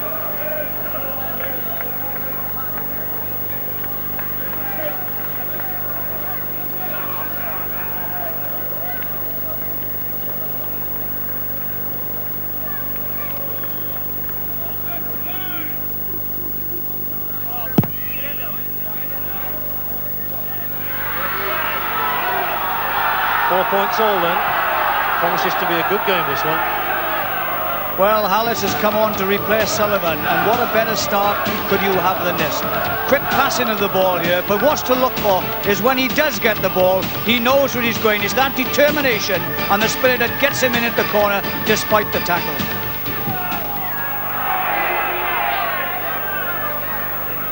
Now Des Mayer. He's actually going home to New Zealand tomorrow, but he is coming back next season. It's good news for Sheffield fans. He's become hugely popular as Mayer. And at the moment, he's actually tending to the injured Hull Kingston Rovers man, Mike Smith. Smith desperate for attention.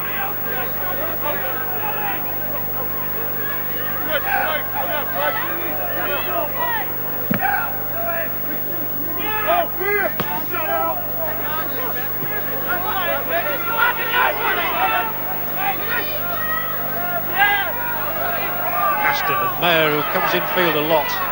He's not a conventional wingman, that's for sure. Now Powell. Good movement, and Sonny Nicol, we've seen him do this before, we're seeing him do it yet again. He comes into the line times the run superbly. That is typical Sonny Nicol, and that's what makes him such a highly rated prospect in rugby league. What a try, David. Well, this is a superbly executed try, because this is where the ball is out and wide was tackle. It really does come around. But look at that time pass. Watch this one as well, because it's perfect. It takes him on the outside. He's in the gap. The full-back has got to chase. There's not much chance of him catching Sonny Nicol on the outside. And Nicol crashes over with Hallis in attention. And Mike Smith in need of repairs. Kingston Rovers are in need of his services though, and he has to come back on. It's an even more difficult kick for Aston than the one that followed the first try. And he can't make it. So we've had 3 tries in the game, but no goal kick successful. And Mike Smith is going off indeed on the far side of the ground. You can just see the back of him disappearing. So it looks like the end of the game for Mike Smith, and his side are trailing by 8 points to 4. Mike Smith getting a good hand. I wonder if that's the last time we'll see him in a Hull Kingston Rovers shirt. He has said he intends to leave the club at the end of the season. He's getting a great hand from the Hull Kingston Rovers fans over there. And that's a sad sight. It's well, a day that Hull Kingston Rovers are not going to forget this. The end of a Roger Millward era, and perhaps the end of the Mike Smith era too. Powell, he's made another break, and they're going to stretch them again. Here's a lovely ball, and Maiko from full-back comes on the burst, flings it back inside. They do throw this ball around really well, and it's all about defence at the moment for Hull KR. Sheffield well on top. There's a real spring in the step today. Here's Powell. It's got to be a try, surely. For Napa, he's got Nelson inside him. No, it isn't a try, because Nelson locked it backwards, although he's still here. He's trying to find an unorthodox route to the line, that's for sure. If there is a problem with Sheffield, it is that they often create so many chances and don't always take them. Aston dummies, slings it out wildly, and it's gone forward. Fortunately for Hull Kingston Rovers. Let's have a word from Nick on the touchline about those Hull Kingston Rovers injuries. Well, the news about the sad departure of Mike Smith is that he has torn a muscle in his thigh, so quite clearly he'll play no further part in the game, and nor indeed will Anthony Sullivan, who has a hamstring injury. What is Roger Millward going to do about it? He sits and he thinks and wonders where it's all gone wrong this season. It's a testing game, is this one? Well, it's a strange sort of a kick, but it's found touch all right. Didn't go in on the full, but that doesn't matter, does it? It really doesn't. It wasn't what you'd say an orthodox type of kick that was. Somebody could have been back there and stopped that going in, really. It's brought Rovers coming with Vanett. And amazingly, if they can get a score now, they'll be back level. In fact, they'd be in front if they converted it. And Watson is here. He's always dangerous, no matter where he is on the field. This is a good chance for Rovers. Chatfield, Craig O'Brien.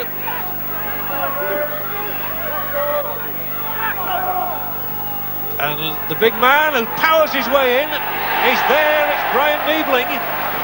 Incredible, really. Niebling shouldn't even be on this field, he's carrying so many injuries. The walking wounded has managed to squeeze over his second of the season, and Rovers are right back in it. He can't smile, it would hurt him too much. Well, Sheffield failed to take their chances at the top end. Hull KR take theirs. Niebling takes 2-3 over with him, but crashes over for a crucial try.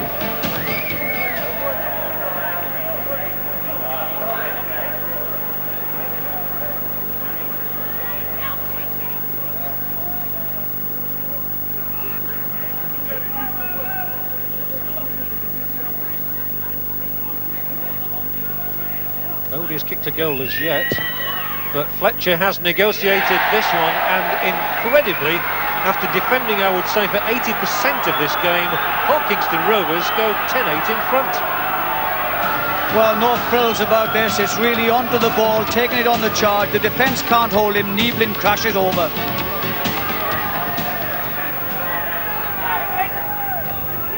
Aston. It's well timed to Powell, and this is good. Excellent play, and it's Sampanapa once more. He pins his ear back and charges down that left side, and now they swing it right with Aston again. The timing of the pass all important here.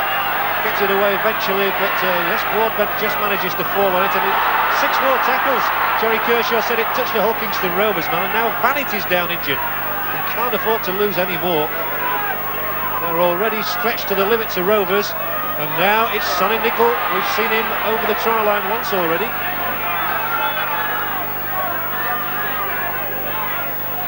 The closing stages of the first half, and Michael, he only needed to stretch about another 3 feet. Wasn't quite tall enough to do that.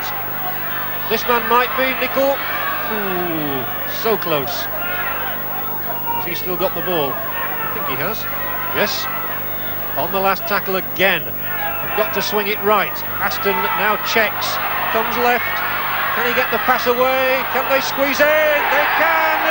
Yes, it's another try for Sam Panapa. He's turning his leaving party into a birthday for himself. Try number 13, but I don't think it's going to be unlucky for Sheffield. I thought he took the wrong option here, because I thought he could have moved it out to Farrell, but Mark Aston decided he could see better than I could, and he went on the short side. Panapa had to break out of 2 tackles. Poor tackling, it must be said, but strong, forceful running by Panapa. It's a long distance kick down at the left of your frame. Mark Aston comes and kicks, and it's wide. And more trouble for Hulkingston Rovers. Vanity's going off. They are reduced for the moment certainly to 12 men. 12 points to 10. And Paul Bannett disappears down the tunnel. And can things get any worse for Hulkingston Rovers? Roger Millward cannot believe what he's seeing. Aston for Sheffield. No point in kicking for the moment, he doesn't need to do. He's got it away for Richard Price. Support from Grimaldi, and Sonny Nicol again, and Nicol gets the pass away too. Still chances here as Andy Young switches it back inside. Broadbent finds Darryl Powell there. The long ball out, Nelson scores! Wonderful flowing rugby from Sheffield Eagles. They kept it going, and the ball went through about 7 pairs of hands to get Nelson over. There's another one in the eye for Hulkingston Rovers. Well, this is it. They say rugby league's all about passing, taking and giving of a pass. Sonny Nicol here drops it, but look, there's Andy Young coming back out into the picture with the ball now coming through with it. He slips it back inside again, and it really is magnificent stuff, this, because it's moved again. Darryl Powell, superbly flighted pass, and Nelson takes it on the wing and crashes over in the corner for a memorable try. Aston hasn't converted any of them as yet. This is his 4th attempt, and it's closer, but it's not close enough. So as we approach half-time, it's now Sheffield Eagles 16, Hulkingston Rovers 10. What a match it is. Well, this is classic running, because everybody is backing the man up with the ball. Every pass is flighted properly. It really is put back inside here. Darryl Powell flights it over. Nelson takes it above him. In front of him he goes, over in the corner. What a try. They're moving into injury time, and really important for Rovers they don't concede another one, but they've got the ball. They should be right. Half-time it is here, and Roger Millward points the way to the dressing room. 3 of his players have gone there already in the first 40 minutes, and this is the last half-time pep talk he'll have to give to his side. And what on earth can he say to a team that has tried so hard but finds itself in arrears by 16 points to 10? Sam Panapa's got 2 tries. Sonny Nicol and Dave Nelson have got 1 each for Sheffield. Graham Hallis and Brian Niebling have been on score sheet for Hulkingston Rovers with a goal from Mike Fletcher. Sheffield Eagles 16, Hulkingston Rovers 10. Joining perhaps is Sheffield's coach Gary Hetherington. That's his vantage point, and he at the moment is talking to Nick. Gary, I would have thought you've enjoyed the first half for the most part, but you might be further ahead. Yes, certainly played some very good rugby, controlled the ball quite well, and we've let 10 points in, so that's the reason that we're not further in front. There's been a very strong wind out there. Are you looking to exploit that in the second half? Yes, very much so. We've played against it in the first half, so we'll be looking to use it to our own advantage in the second. We should be able to get a lot better field position, and I'm hoping that we're going to be able to control the second half. Gary, thanks very much indeed. The second half underway. Here's John. The statistics of the first half then, the scrums just edged by Sheffield, 6-5.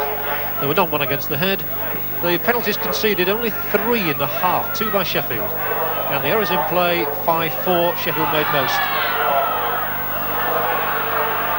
And I noticed at the start of the second half that Sheffield Eagles have brought on Hugh Waddell. He'll be glad to be out there instead of on the bench, I know that. And there is Hughie Waddell, former Leeds man, of course. Blackpool Borough going back even further. The news, by the way, is that it's not a broken arm, as was at first feared for Paul Vannitt, but it is a dislocation. Well, it's interesting to note already in the second half that Sheffield are moving up altogether in defence, and when they did kick that long ball downfield, there was 8 or 9 people following it up to make sure they pinned Hull KR down in their half. They're looking forward to add to their 4-try tally. And here is full-back Maiko. He's very swift. His opposite number, Fletcher, just tapped his ankle. Nicol lost his footing then.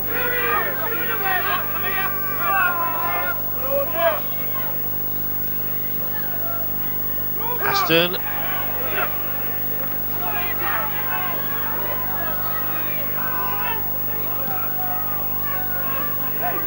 Cook, who's a good forager at hooker. A couple more tackles.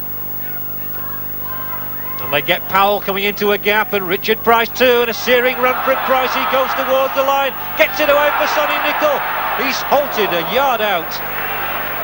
They always look capable of scoring tries. Niebling is the latest Rovers man to have gone down, and this is where they might stretch them again. Daryl Powell, they won't stop him. He is in. Eagles' 5th try of the afternoon, and Daryl Powell makes his mark again. Well, there was plenty of determination in the second half, and this is really what they have to do, is to put the final nails in the coffin. But Daryl Powell turns back inside here. The defence can do very little about it. He veers away from them and touches down for a good try. He certainly would be a great loss to Sheffield Eagles if they did lose him as a result of going down. That's by no means certain, though. It's been pointed out there are very few clubs in the league who could afford to pay the sort of price that Sheffield would ask for Daryl Powell, or indeed this man, Mark Aston. Still attempting his first conversion of the afternoon, and this one is true, and Sheffield move on to 22 points against Hull Kingston Rovers 10.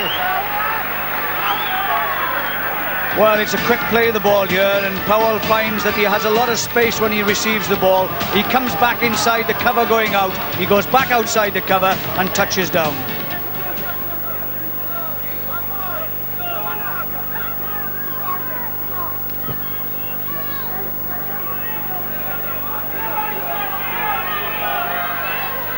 That is a point, David, that so few clubs in the Rugby League do have money to spend these days, that there must be a chance that Sheffield can hold on to their star players. The most problematical one might well be Sonny Nicol, and stopping because Panava has made an excellent run inside and out.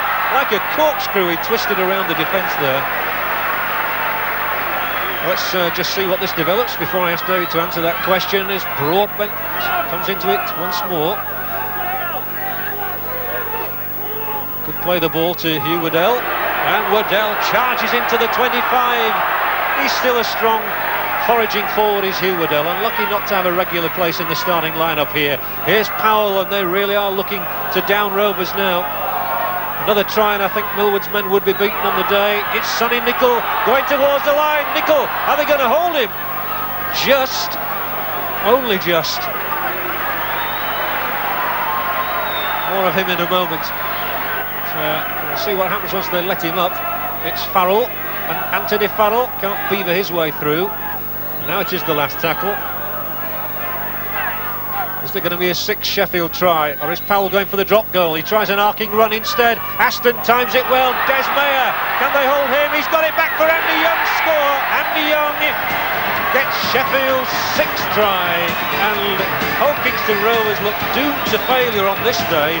Are they going to be doomed to relegation as well? Well, they've got to move it out. It's a 12 men, and look how they've all bunched the defence up here. So Daryl Powell realises that, draws yet another man in, and another is drawn, and really the defence have little chance to get across there. Andy Young picks it up and just plonks it down over the line. It's not an easy kick for Mark Aston, and he can't negotiate it either. Sheffield are very happy after the start they've made to the second half. 26-10, they're really capitalising in a way they didn't quite in the early stages of the first half. Well, they've drawn the defence in a number of times here, and Darryl Powell now sees it and really goes out on an arc, because that means that he brings in what little defence that is left. Really, Meyer takes it in here, just flips it back, and Young picks it up and puts it over the line.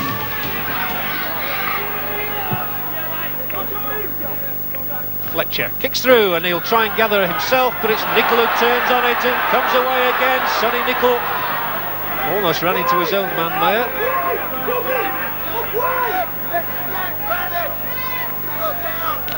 Powell wants to exploit those Hulkingston Rovers ranks once more. They were all in a line then, a little kick over the top might have caught them.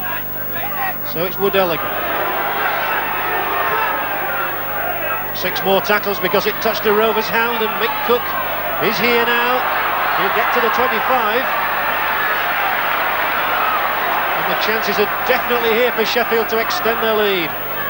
The ball is timed for Des Meyer. He gets it away for Panapa. Powell, it's going to be a score for Paul Broadbent, and it's rampant Sheffield Eagles for the moment. Paul Broadbent gets the reward.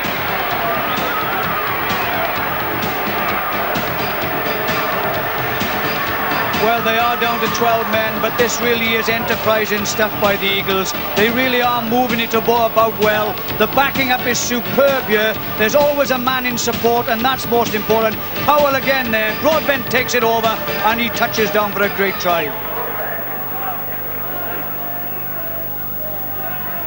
Poor old Mark Aston is having a tough day with his boots. And he's got this one, though. It's a lovely kick from Aston. He'll feel a lot happier about life now. Sheffield go on to 32 points to 10.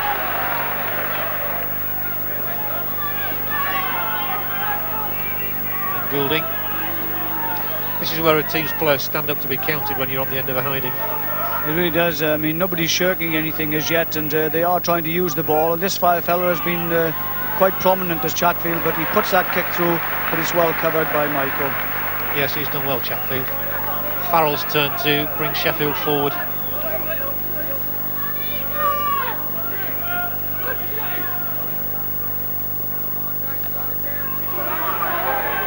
Things have certainly happened since Hugh Waddell came on, as he'll only too happily point out. That's what Sheffield have got to do now. They've got to play it wisely and don't just throw it about for the sake of throwing it about. They must drive in as they are doing and then move it out, which they are now doing. And as a result of it, it's trying to split up this 12-man defence. Well, Powell lost it on that occasion. Ooh, and Mick Cook's got to it again, and he's allowed to carry on, and that really is disappointing from a Rovers point of view. Desperately disappointing. It gives Sonny Nicol another tilt. If he'd have pressed that one wide, I think they were in again. But they've still got 4 tackles from inside the Rovers 25. Aston decides to bring it left this time. Knocked down only as far as Price. This is Cook, man who started it all. Another 6. The Rovers are in desperate trouble now as Broadbent can't smother it away. Well, he smothered it and couldn't get it away. Aston, Meyer! Des Meyer just needs to touch it down. He's in for another one. It's rip-roaring stuff, and he goes home as well with Sam Panapa tomorrow. He's certainly made his mark. Well, Meyer's made a number of runs, and this one no more timelier than this one. He really crashes over, takes 2 with him, and just shows how easy it now can be done. Well, Meyer on a real try-scoring sequence at the moment. He's picked up 4 in the last 3 matches.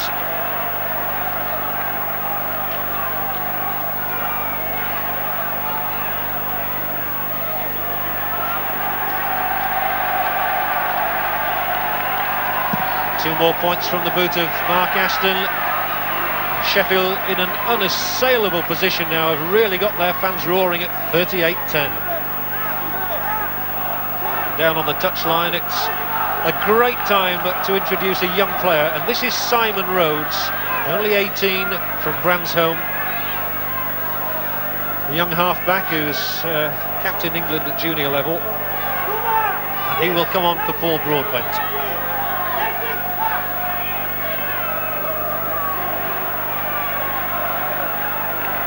Roger Millward can only sit and reflect on the great times there have been. I'm afraid today isn't one of them for him. It's not what he would have wanted as his swan song.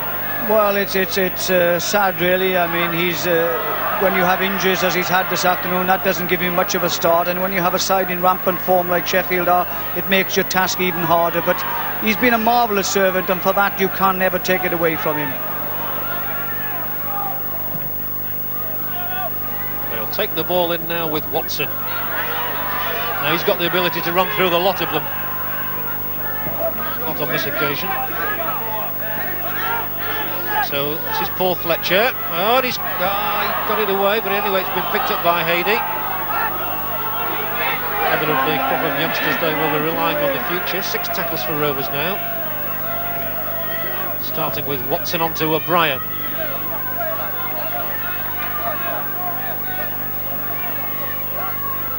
Now Chatfield and Niebling. The longer ball is to the centre, Paul Fletcher. In fact, it was John Lydiate over there. This is Niebling. Timing it pass to Watson. He's held up 8 yards out. A couple of tackles to go. They really need several tries, not just one. And Chatfield's going to get one here. Well, he isn't, but Hady is. A well-deserved try, well worked, and Gary Chatfield at the hub of it. That's good to see. 2 of the youngsters who will figure in the future of Hull Kingston Rovers, conjuring up Hady's 3rd of the season. Well, they've kept at it all the time, and none more so than Chatfield at half-back. He does the run around here, and it really is intuitive play here that really makes the gap for Hady to take it on the outside, catch the defence for once, and goes in for the try. Fletcher, that's a good attempt. It's a great attempt, and it goes spinning through between the sticks. Excellent kick from Fletcher. Well, plenty of points in this match. 54 in all, 38 to the home side, 16 to Hull KR.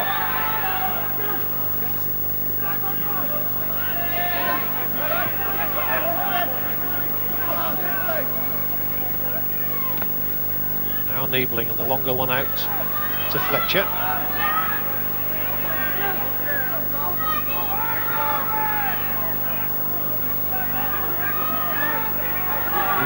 A dodgy one, but Lyman managed to take it. He's done superbly well there as Paul Lyman. Good change of direction as well. Excellent play by Paul Lyman, but it's gone into the hands of all people Mayer, the man who can really go from this sort of distance. And does he go?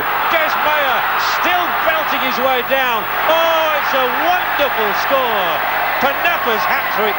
But the 2 Kiwis together, Mayer was absolutely sensational there in his strength and his timing of the pass for Panappa's 3rd try. It really is. I mean, this is superb running by Des Mayer. I mean, he's now caught in the tackle. Niebling has him. They're coming across, they're hanging on to him, but he pulls free of it all. But really now he stretches for the line. He can't hold it off anymore, but he puts it inside. Sam Panappa, as always, there in behind him, catches the ball and really sails across for a try.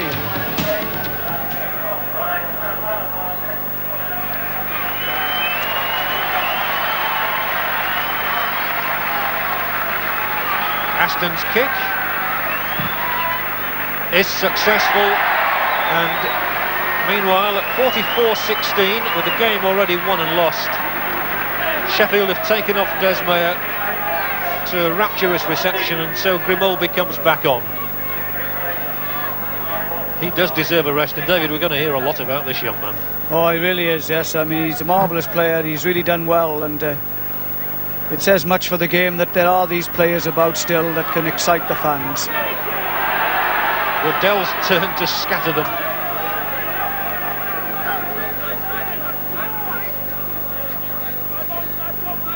Aston, Sonny Nicol.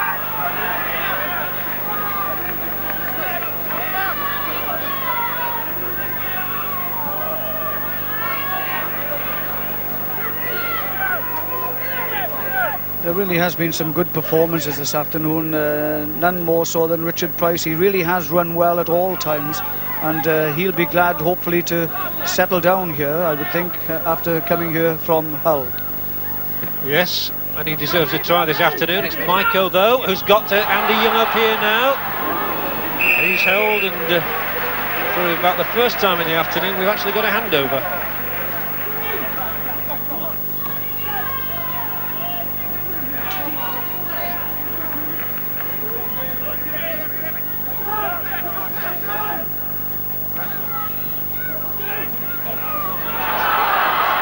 Paul Lyman leading them out, and he's had a couple of good bursts in the second half.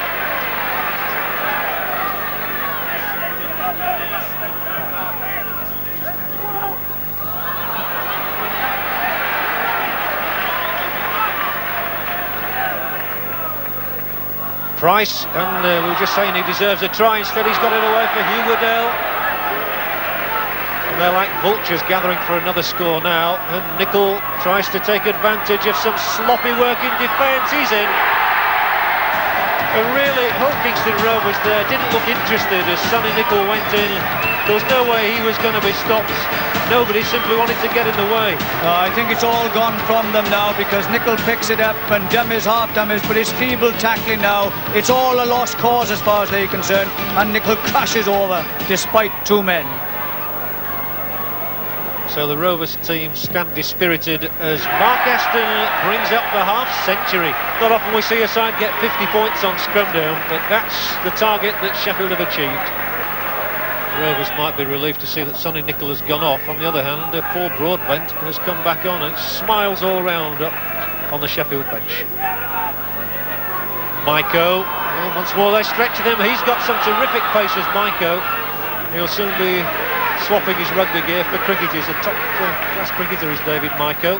But for the moment we concentrate on rugby league football. No greater rugby league exponent than Hugh Waddell. Anthony Farrell now, he goes for the line, he might make it as well. No, he's held up 2 yards out. Desperate stuff for Rovers, it really is. And Mick Cook tries to tunnel his way in. 1 yard out. And is that, well, no, Jerry Kershaw says that he didn't make it, obviously, and we've got a scrum. It shows the determination then, the Hull Kingston Rovers defence. They weren't going to let him in no matter what, and that was some good tackling there. Oh, healed for Sheffield. We've got a bank on them now. Grimaldi. He's there, I think. Nick Grimaldi scores. Yet another Sheffield player to cross the line today. Well, they're all getting in on the act now. His first of this season then for Nick Grimaldi.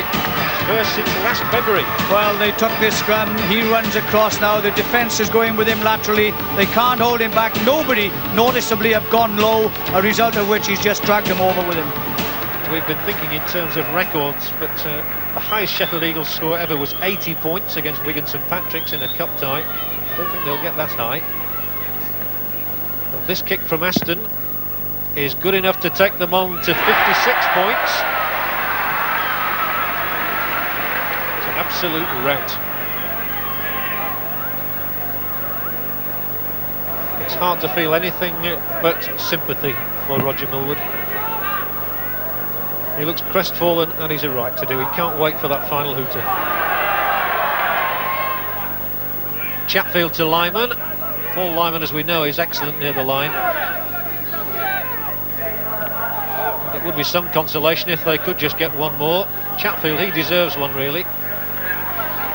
Get one for the moment.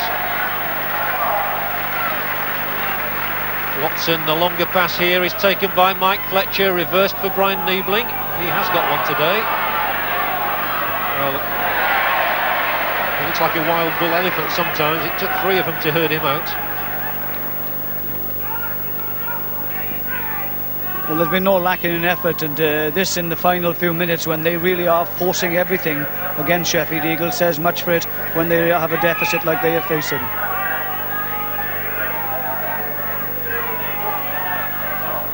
Sheffield's ball, and he might come all the way down the field from here. Mike Nelson, he's still going to get, oh, he's still going. Well, amazingly, he got to the halfway line just about.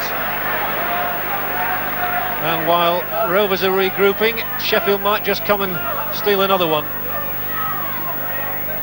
Rhodes puts it down though.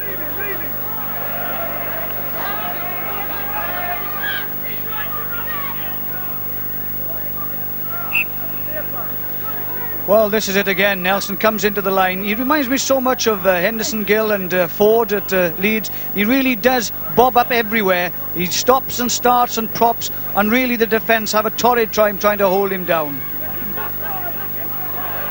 Picked up by Waddell for Sheffield.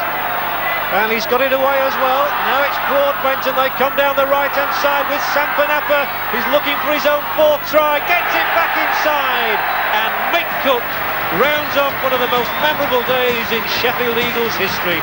They go on to 60 points. It's a record league win for them.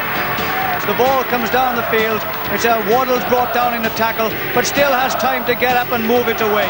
And really it's a moving out along the line. And Panapa again takes the ball and really makes an effort himself to get for the line. But the defence comes in for him, but he's good enough, quick enough and agile enough to push it back inside for Cook to take the pass and touch it down.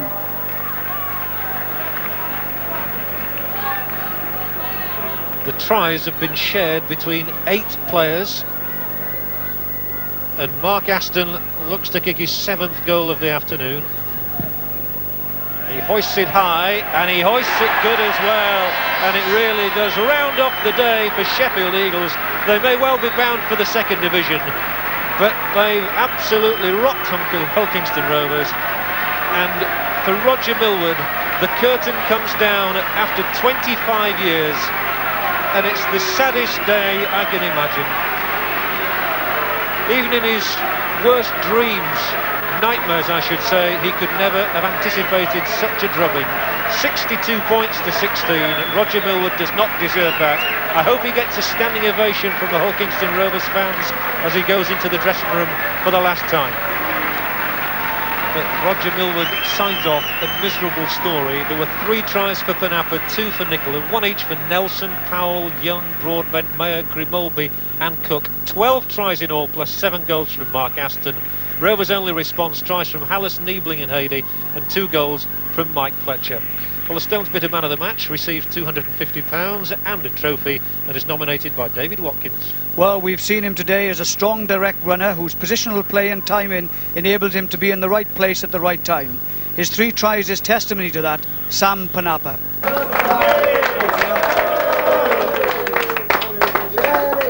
Congratulations, Sam. A tremendous performance this afternoon, and a nice way to bow out.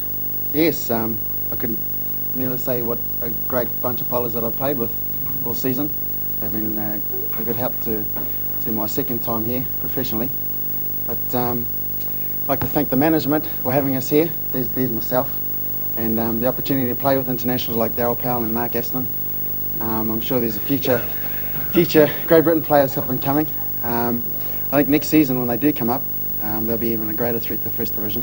And also I'd like to thank the sponsors for their contribution to the club, and thanks very much. Well, will you be coming back to New Zealand now, but are you coming back next year? I'm hoping to come back, and I'll just leave it at that and see how things work out for me. Well, congratulations and well done. Gary, a memorable day, but what of the future for Sheffield Eagles, if indeed you do go down to the 2nd division? Well, nothing changes. Our philosophy is quite simple in that we continue to look forward to go forward. We've gone forward for each of the last 7 years. This season, despite getting relegated, we have made a lot of progress, and it's very disappointing to be going back into the 2nd division because we're stronger now than we've ever been. We're very confident about competing at this level, but the 1st division's certainly been stronger than at any other time this season.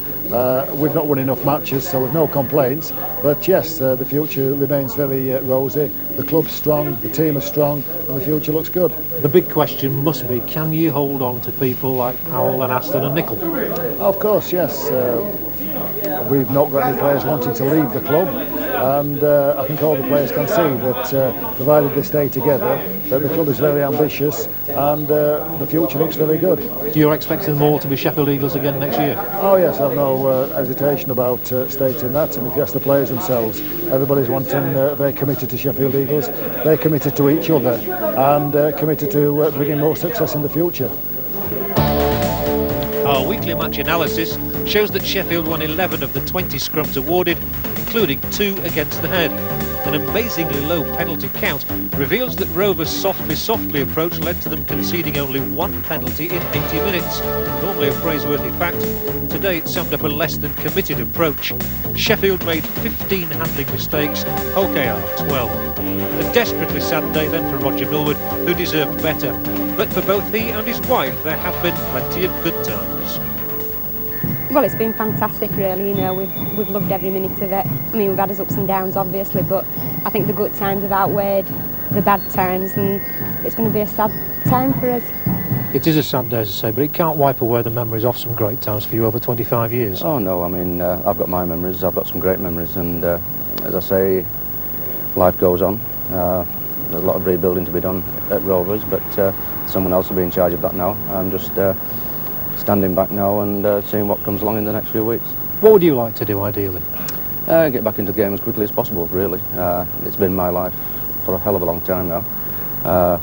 And, you know, looking at performances like that, you think, have you got anything to offer? But I'm sure I have got a lot to offer this game, and I want to stay there. Well, it won't be much consolation, but Roger Millward wasn't the only coach on the end of a hammering. Keighley's Tony Fisher led his team straight onto the bus after this astonishing scoreline. Runcorn 54, Keighley 16 in the day's other game. Norman Barrow's 30 points, the highest ever match total by a Runcorn player. Well, the individual star on Good Friday was Bradford Northern's Paul Medley. We start our highlights roundup from 4 matches with his first try against Castleford at Odsal. This levelled the scores after 2 early goals for Castleford. But Medley's second try, again running from halfway, left Castleford 10 points adrift and running out of hope in the race for the championship.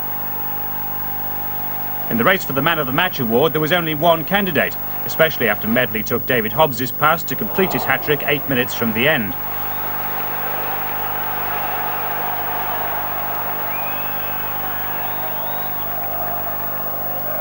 A try from Sean Irwin was one of only 2 for Cass against 5 for Bradford.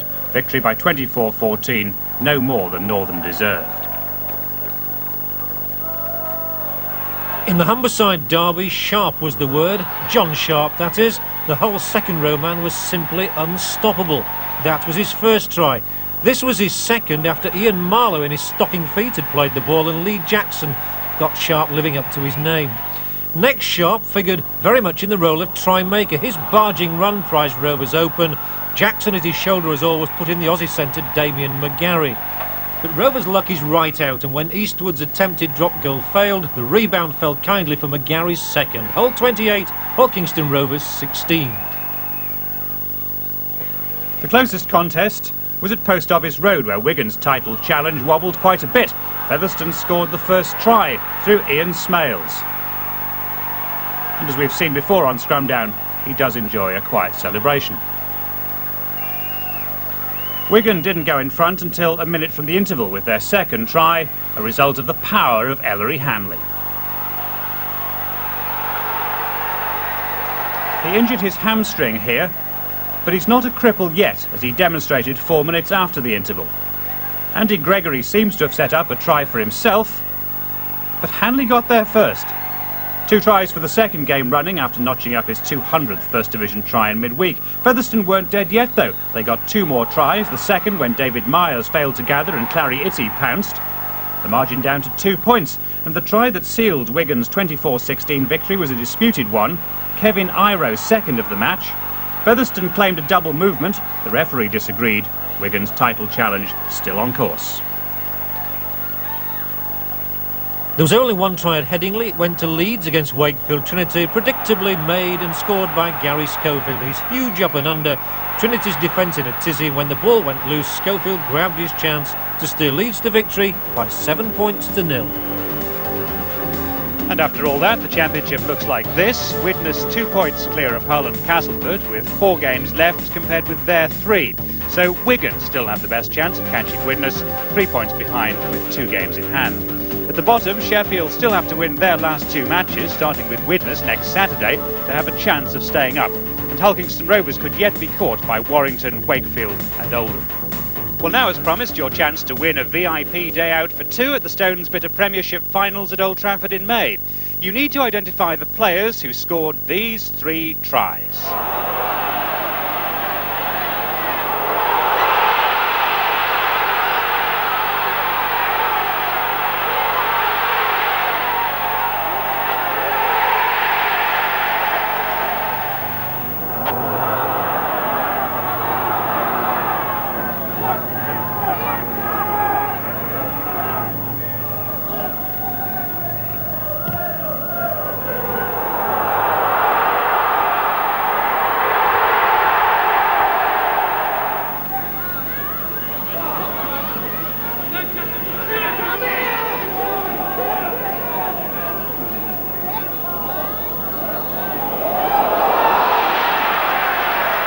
Not so easy, is it? But if you think you've got the 3 players, list them A, B and C on one side of a postcard together with your name and address, and on the other side, our address. Scrumdown, Yorkshire Television, Kirkstall Road, Leeds, LS3 1JS, and we'd like your entries please by Thursday the 11th of April. That's a week on Thursday. The address again, Scrumdown, Yorkshire Television, Kirkstall Road, Leeds, LS3 1JS. That's it. Next week it's Wakefield still battling for First Division survival against the Cup finalists St Helens. Today should have been a day for Roger Millwood and Hulkingston Rovers, but Sheffield stole their show. Good night.